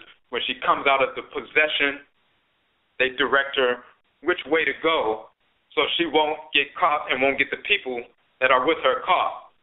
So she liberated over 300 people going down to the south by herself and never, quote-unquote, lost a passenger on the, quote-unquote, Underground Railroad, being led by the Nsamanfo.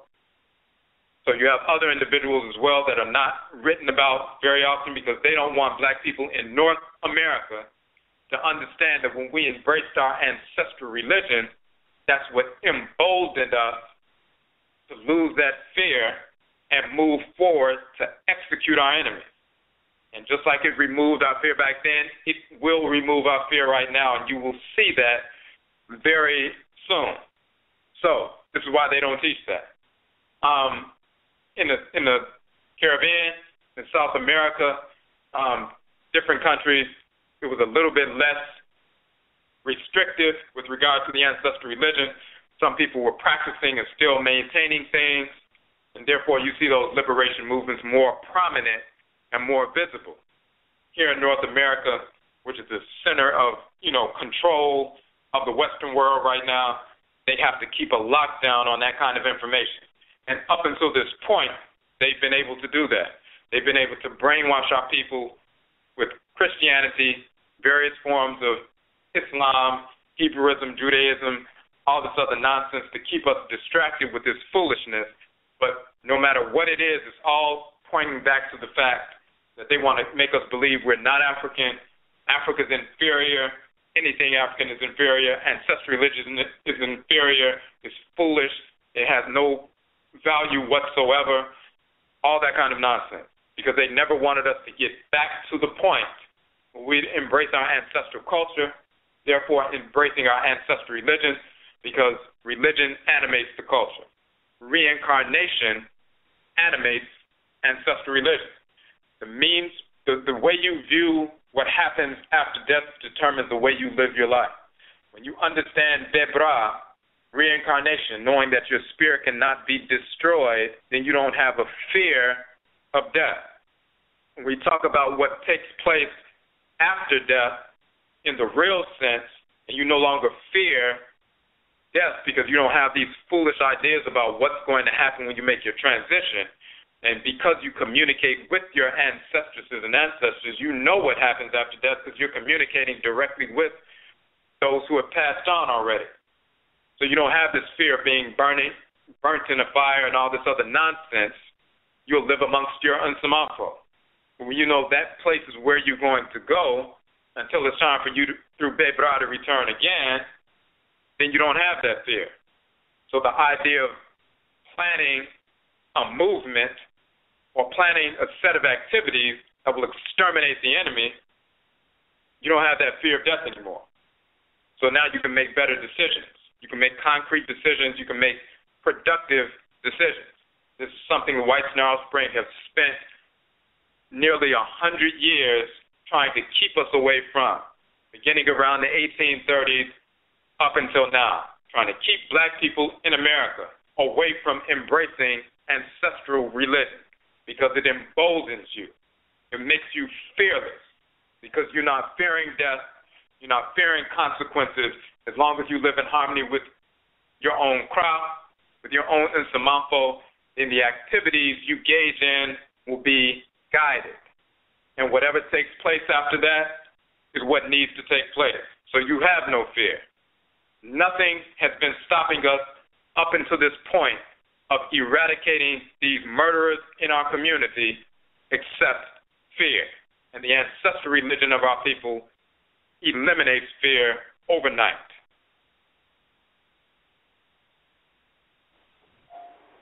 If we had a question, it looks like question or comment number 3139.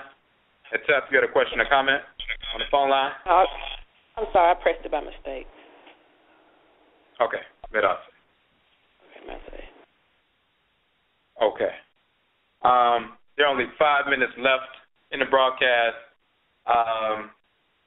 If you want to listen past 11 o'clock, and we may not have to go into overtime, but you have like 4.5 minutes left. The number is 657-383-0635, 657-383-0635. You'd have to call in within the next 4.5 minutes. So you can still listen on the phone past 11 because after 11 o'clock, then the broadcast online will be cut off, and only the people on the phone will be able to continue to hear. So the key here is understanding what divination really is. The goal was not to talk. We did a presentation on divination and what divination is and so forth. There's a video on that. And, of course, we have information on our Ade Bisa divination page dealing with that. We want to show people functionally what divination is foundationally, which is asking, inquiring. Once you understand that, then when you read these texts and you look at our truthstory up until right now, dealing with your own blood relatives, here right where you are in your family, in your clans right now, and yourself, every time you have a desire to know, every time you attune to the forces of nature and communicate and try to learn something, provoking the intuition or the knowledge of the Abosom or the Nsamanfo, you're engaged in an oracular process at that moment. You are asking, you're engaged in Bisa or Kobisa to ask, an Ade Bisa process. We show these true historical texts to prove that our people have always inquired or consulted with the Abosom, the divinity, to ask, what do we need to do in order to overcome our enemies? And the Abosom have always obliged us, emboldened us, directed us to eradicate our enemies. We talked about various ways that they will give to do that. Once you break out of that box, you're not fearful of, the whites and offspring have all the tanks and the bombs, there's nothing we can do. We talk about chemical and biological warfare. We have precedents for that, not only in ancient times. They talk about the priests of Ptah, who destroyed the immune system through the plague of the Assyrian army and routed them. But then the same thing happens during the enslavement process when some of our people will get the herbs and so forth and the minerals from the forest. The women will put them in their hair. They'll come back in the kitchen that they were working in the slave house, and then they will poison the food and water supply and kill all of the whites and their offspring, or poison them to the point that they were so sick that then the people can wage war and kill them, burn the plantation down, and free themselves from enslavement. Chemical and biological warfare has a precedent not only in ancient Afuraka, but also in North America, amongst our people, as well as South America and the Caribbean, during the enslavement process to help us free ourselves from enslavement. The reason we're not thinking about, because the whites and their offspring have tried to turn us away from our ancestral religion. So part of the ancestral religion, inquiring through divination, what is the best way forward? And then the Abosom that are connected to us by blood, that we were born into the world with, not being dependent on somebody else to tell us about the Abosom, but only being dependent on our relationship with the Abosom who came into the world with us. They will direct us as the specific method we need to use to wage war against our enemies. Fear is overcome instantly. And now everything is open. So we go into detail about that. We had a number of broadcasts where we dealt with some of that information, and we're going to deal with it. We're going to continue to deal with it. But the key is ancestral religion is the foundation of the culture. It animates the culture. Reincarnation, the knowledge of reincarnation, animates the ancestral religion. And when you understand that, then you can move forward in an intelligent fashion. So, again, it's only about a few seconds left in the live broadcast over the net. For those who are listening on the phone lines, you can still listen. You can still listen one if you have a question or a comment. Looks like we have a comment real quick. Yes. You have a question or a comment? Yeah, I missed earlier the broadcast. My question, in nature, I see that the animals are fighting against the Achiwadapo. Is it because they are always in tune? That at times and some of them get controlled too, as pets. But I've noticed that they're more in tune. That this is the reason why most animals I see now attacking, and some may potentially killing the whites and the offspring. Okay. So, and the question is just natural. And what happens is the same thing that happens with us. The same thing that happens with you, even with regard to if you see an animal that's, if you saw a dog that was like foaming at the mouth or something, you know there's something wrong. You can, of course, the dog is not speaking, but you can feel there's something up with the energy of the animal. You know you need to stay back. You know if they're going to be aggressive, you know there's a problem. Of course, animals can feel the same thing. You see cats, you see dogs, they know, they can pick up on whether or not there's some aggression, disorder coming from another entity, whether it's a predator within nature or, of course, one of the whites in our offspring, so they can feel that there's some aggression coming, and then they become defensive. So that's natural. But it's the same thing with our people as well. And what we need to do is recognize that, number one, we need to overcome all that fear, and you have a proper knowledge of culture, knowledge of reality, knowledge of not only what happens in the world, this cosmological structure of creation, the spiritual anatomy of creation, as well as the physical structure, but then what happens in the ancestral realm. You no longer have any fear, and now when you have a desire to move forward and bring balance to situations, then you can make good decisions, and your mind is wide open to the possibilities of things that can be done that was, never thought about in the past. Okay. And another question, I'm not sure if you mentioned, with ancestor religion and going back with the Accra, the answers work in ways to guide enough of our people, as say, if they move into these type of directions, that they will guide them in all forms of way. Let's say like the Harriet Tubman issue where she had the epilepsy. Would like some person that might experience these same dramatic, experience that is some type of ancestor trying to communicate them and they're not sure? Because usually some people that say they might got some illness and they get some so-called prescriptive medication for it, has been, say, suppressed, but eventually if they don't take it, they go into it. Is that a way of the ancestors working in certain ways? I'm not sure if it's clear. With certain illness, right, or what they consider illness. Yeah. Right. So we did there's a video on our YouTube page talking about spirit possession, mental illness, race, and the Accra and so forth. And having worked in the field of behavioral health, so-called mental health, many of these individuals, there are some people who have a chemical imbalance. They have a traumatic brain injury or something like that. Just like somebody having a physical injury with their arm, somebody got cut or something, or have a knee injury and they can't walk well. If somebody has a traumatic brain injury, then that disrupts the transmissions in the brain and they can't process information properly. So that's some people that happens to. The majority of the people who are diagnosed with schizophrenia or diagnosed with major depressive disorder or diagnosed with schizoaffective disorder or diagnosed with bipolar 1 or bipolar 2, typically they don't have a traumatic brain injury. They do not have some chemical imbalance. With our people, very often what's happening is these individuals, when they go to the hospital, they ask, are you hearing any voices? Are the voices telling you to do something bad or whatever? And they say, yes, I'm hearing things and I can't control the voices and all this.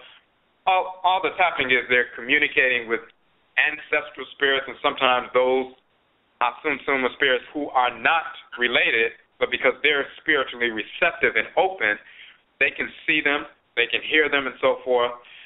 They're told that you're not supposed to be able to see anything, so if you see something, you're crazy. Then they get anxious and depressed because they think that they're crazy. They don't want to tell anybody, but it's always happening.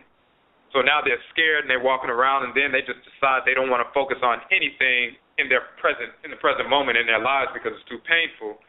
So they just try to basically check out. Some people do drugs. Some people engage in other kinds of activities to try to constantly take their mind off of what's happening on a regular daily basis because they believe that there's something wrong with them.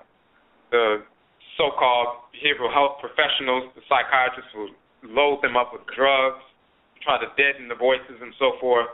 The psychologists and the therapists will try to convince them that there's something wrong with them, even when they leave them alone and they deal with other people in the community, they'll tell them they're crazy, or if they're involved in church or mosque or something like that, they'll tell them that, demons are afflicting them and they need Jesus. So everybody they turn to is trying to make them believe that there's something wrong with them, and many people believe that there's something wrong with them, and they just don't want to have that ability, so they get depressed, they get, upset, they internalize that depression, and they deal with it in a number of different ways, negative ways.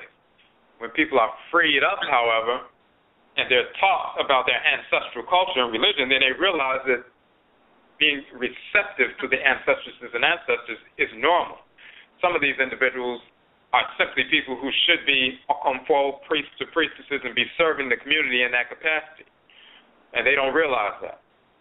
In our traditional cultures, when people are getting possessed and spirits are speaking through them, then they go through some training and they become a spiritualist that assists people to communicate with their deceased relatives, assist people with communicating with the Abosom and so forth, and they actually have a position in society where they can utilize that ability to serve the community. If you don't have that kind of structure in the community, then when you have those experiences and that ability, you're labeled as something wrong with you, and they try to pump you with drugs. So, when people get back involved in their culture, they'll be able to determine who really has a traumatic brain injury or some chemical imbalance, which can be rectified through diet or change in diet, holistic diet, and things like that. Or the majority of the people who are having spiritual experiences, sometimes with positive ancestresses and ancestors, sometimes with negative discarnate individuals who are not ancestral spirits, who they need to get rid of, who are causing them problems. So, but that's all inclusive. But reconnecting with our ancestral culture is the way to remedy that, properly diagnose it, and move forward. Okay. You said something during the broadcast about pastors and working in the whites, the offspring. So I did post a video on, I don't know if it was yesterday's show, on a particular pastor. I think his name is Ray Hagan. Is he one of those same so-called pastors that they talk about they used to calm down the masses, that bastard right there? What happened with our own children that's getting murdered by the whites offspring? Right. So when we were talking about the pastors, we were reading from a text, Reverend Colcock Jones, back in the 1830s, going around from plantation to plantation, creating that method to indoctrinate our people with Christianity, to get us away from our ancestral culture, because people were still practicing voodoo, hoodoo, juju, and so forth in the South. This was stimulating people to wage war against the whites and their offspring and free themselves from enslavement. Of course, that happened in Haiti and Jamaica and different places. They were trying to stave that off from happening on a large scale in America. So the only way they could figure to do that was to introduce Christianity and try to enslave us with that nonsense so we wouldn't embrace our real culture. But, of course, you're talking about Ray Hagan.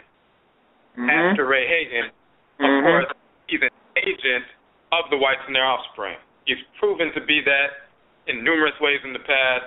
And, of course, now that he's defending Darren Wilson, he's an agent of the whites and their offspring. He is an enemy to Afro-Kaitni black people. And anybody who looks at his statements and background, they will be able to see that from his own mouth very easily. So this is just one of the many agents of the whites and their offspring, deliberate agents, not somebody who's unknowing or unwitting and just is following something they don't realize what they're doing. This Negro is an agent in our community. Well, he's not part of our community. He's an agent amongst the population. Yes. All right. Thank you for answering my question. Till next time, Medase. Okay. Medase for the call.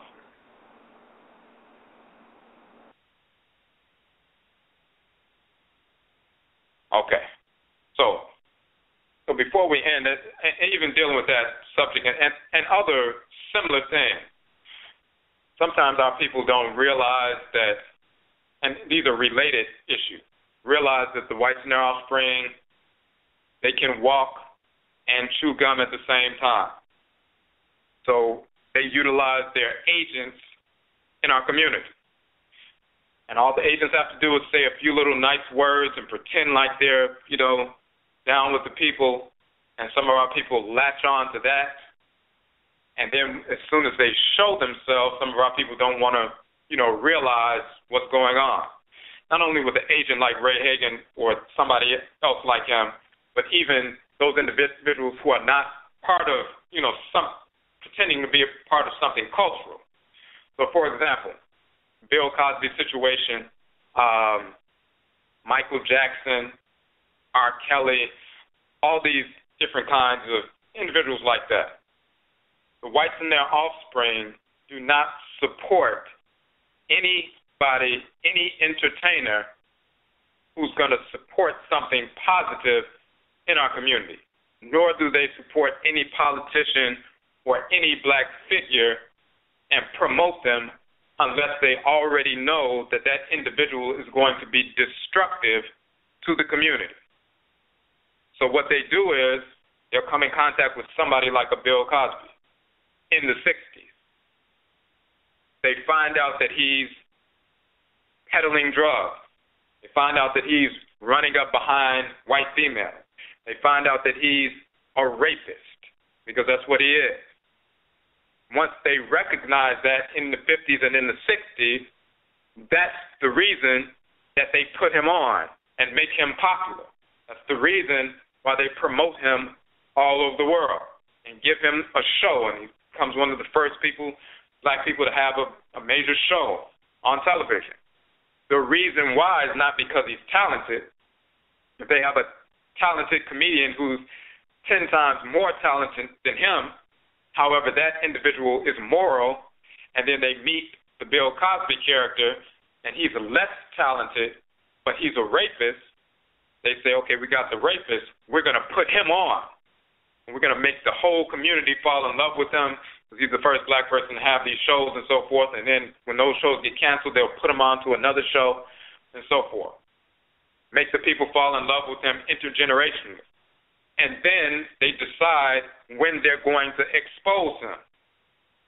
And after we have, quote-unquote, fallen in love with him, then the Achiwadi folk come out and expose him for being a rapist.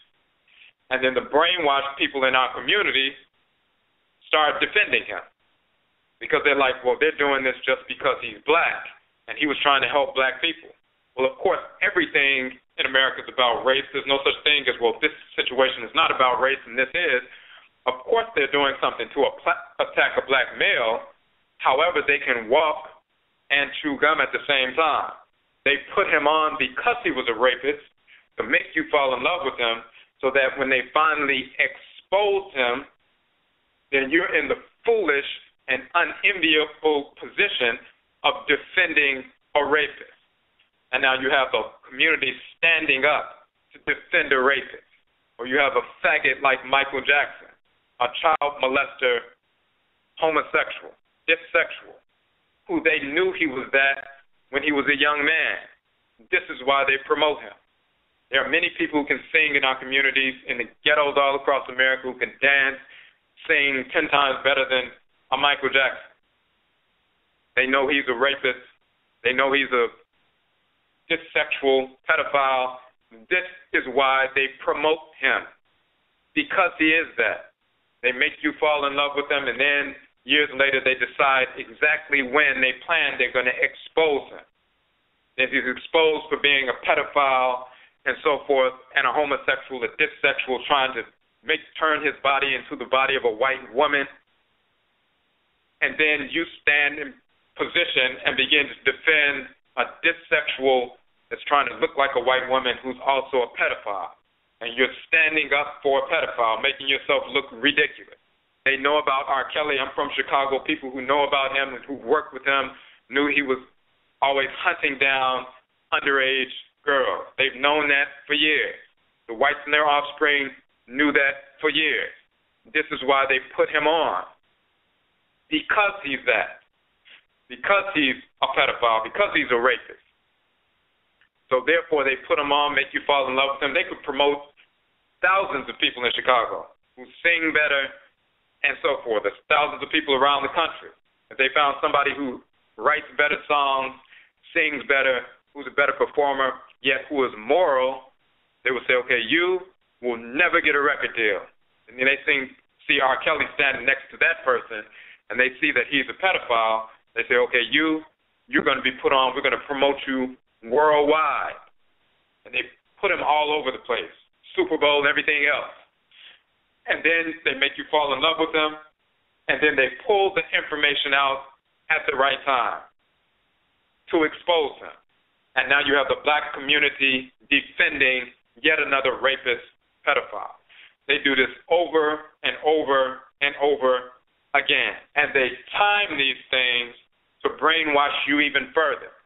So when they expose R. Kelly, they expose him at the exact time that the Catholic priests were exposed for being a bunch of pedophiles. Did the white community know that the Catholic priests were pedophiles all these years? Of course they did. Of course they did.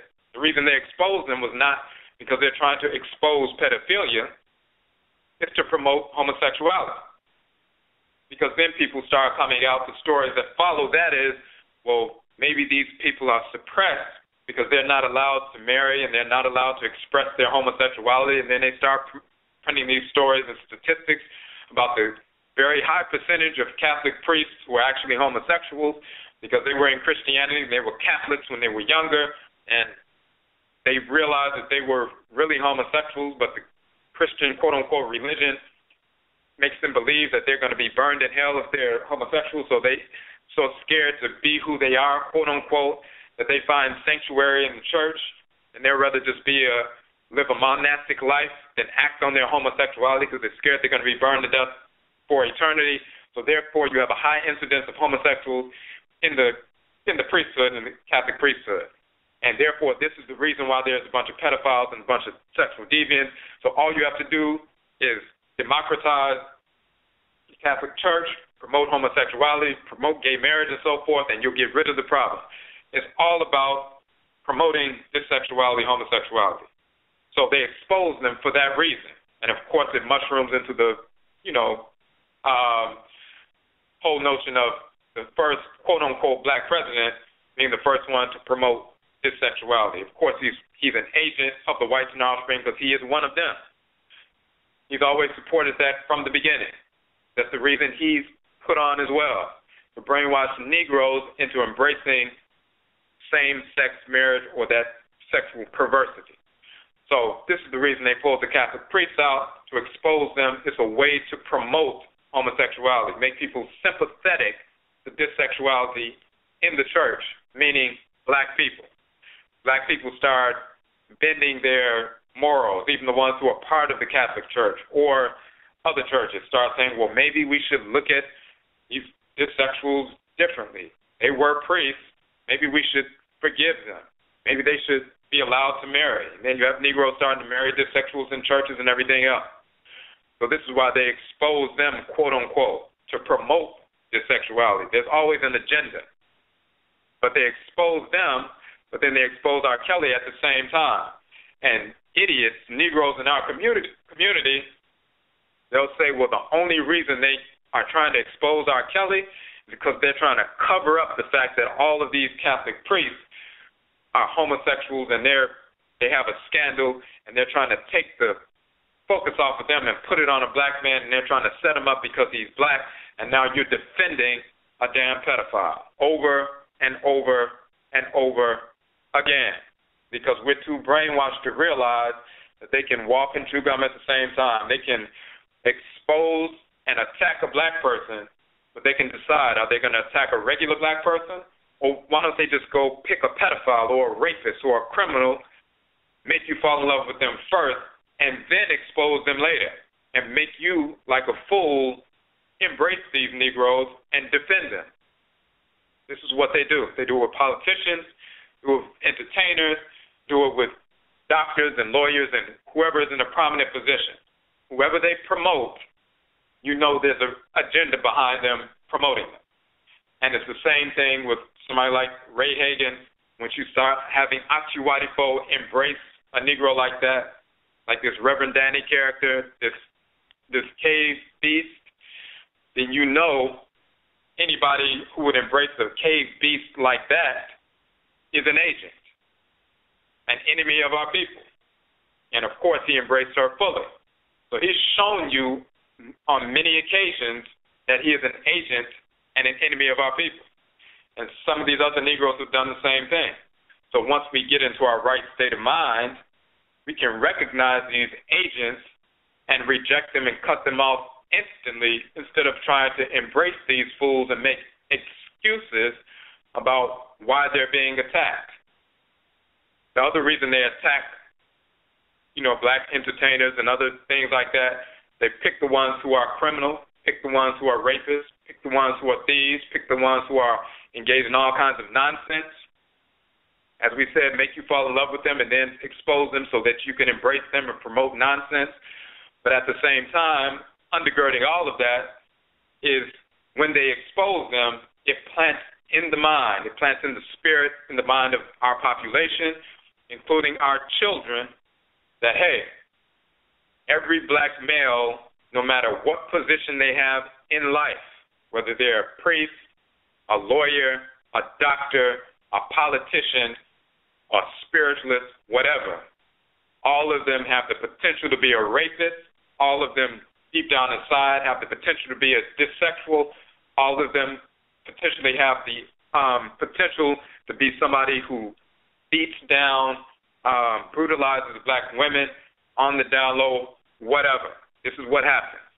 So that's the first and foremost key, is to plant in our minds that deep down inside, this is what all black men are. And then when they expose black women being engaged in nonsensical kinds of behavior, we put in the minds that all black women have the potential to be a prostitute or a thief or whatever criminal activity some people are engaging in, and the people they promote.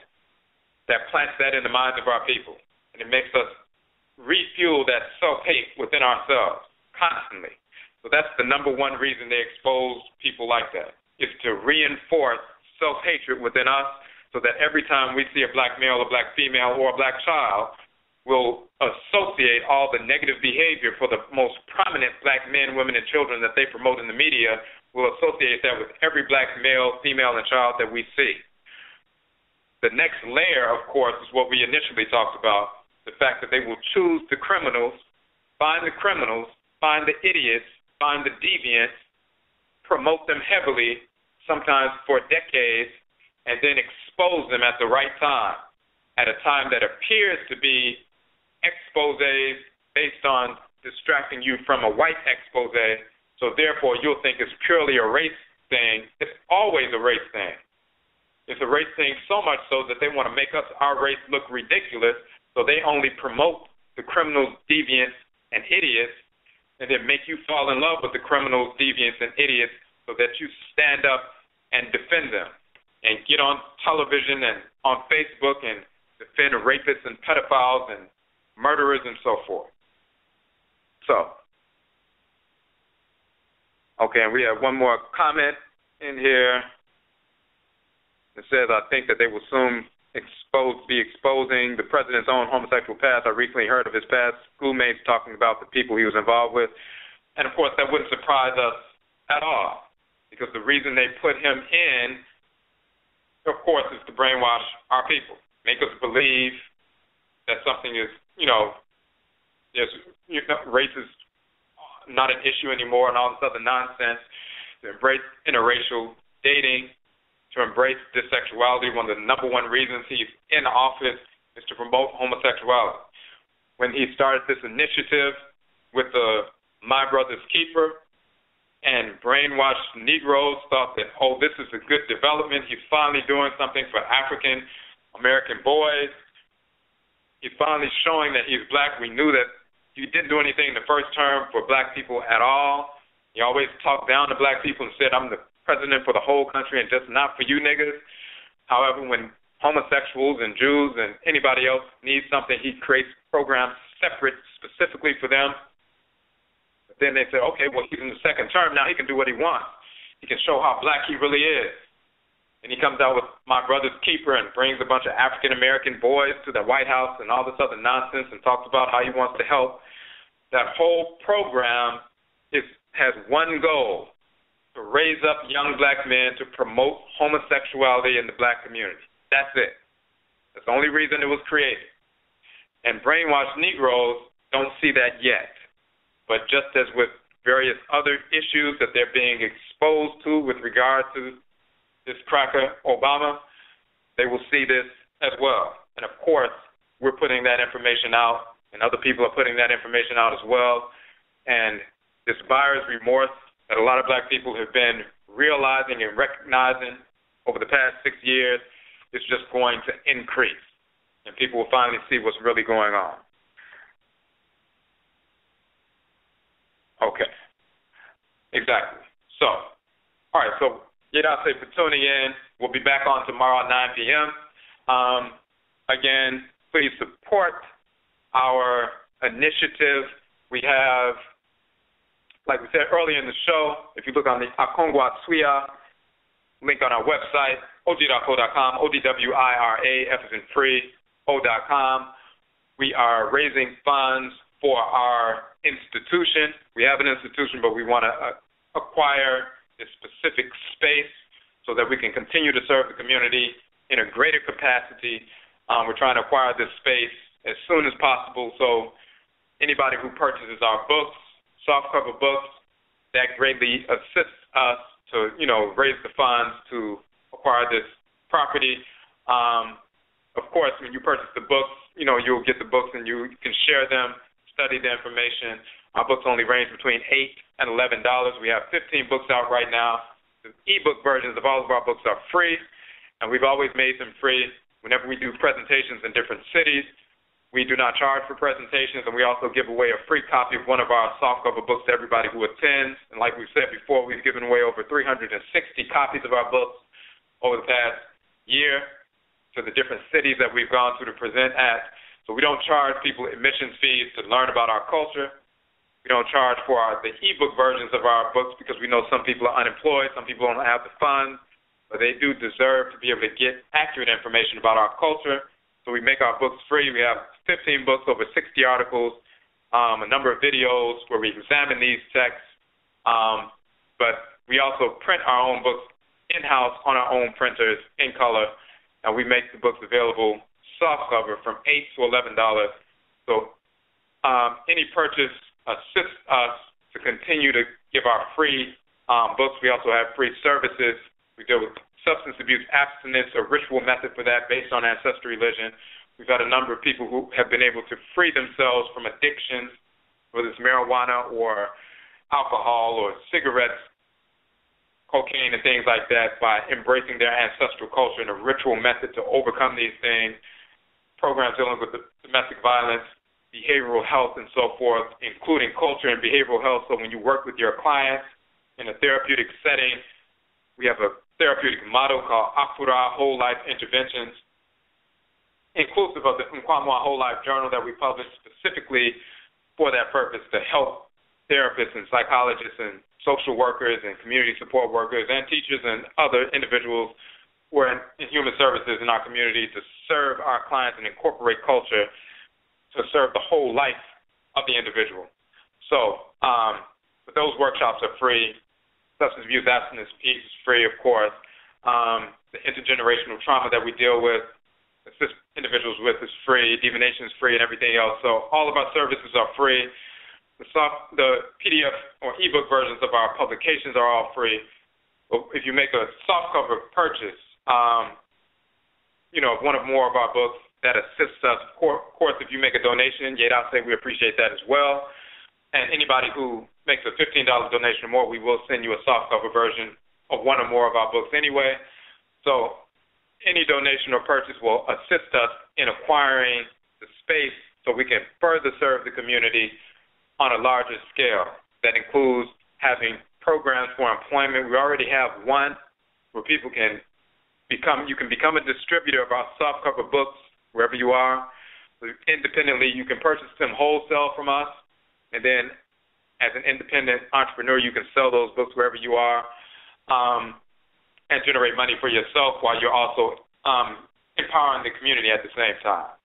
So we already have that employment piece, but we also want to expand that so our people can come to us and have a means by which they can generate income, as well as the ritual aspect of culture,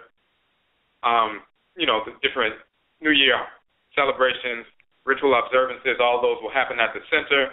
All the classes, the trainings, the workshops will happen at the center, as well as the employment piece in the center of our publishing activities, all will happen at the center. So we're raising funds for that. Go to the OGIRAFO.com, ODWIRA, F as in free, O.com, our website. You can get that information and support what we're doing. Yedase, we thank you, and we will be back on tomorrow night for Egua Marketplace, and we'll send out a notification for that. So, Yedase, we thank you, and Yebeshiabio, we will meet again.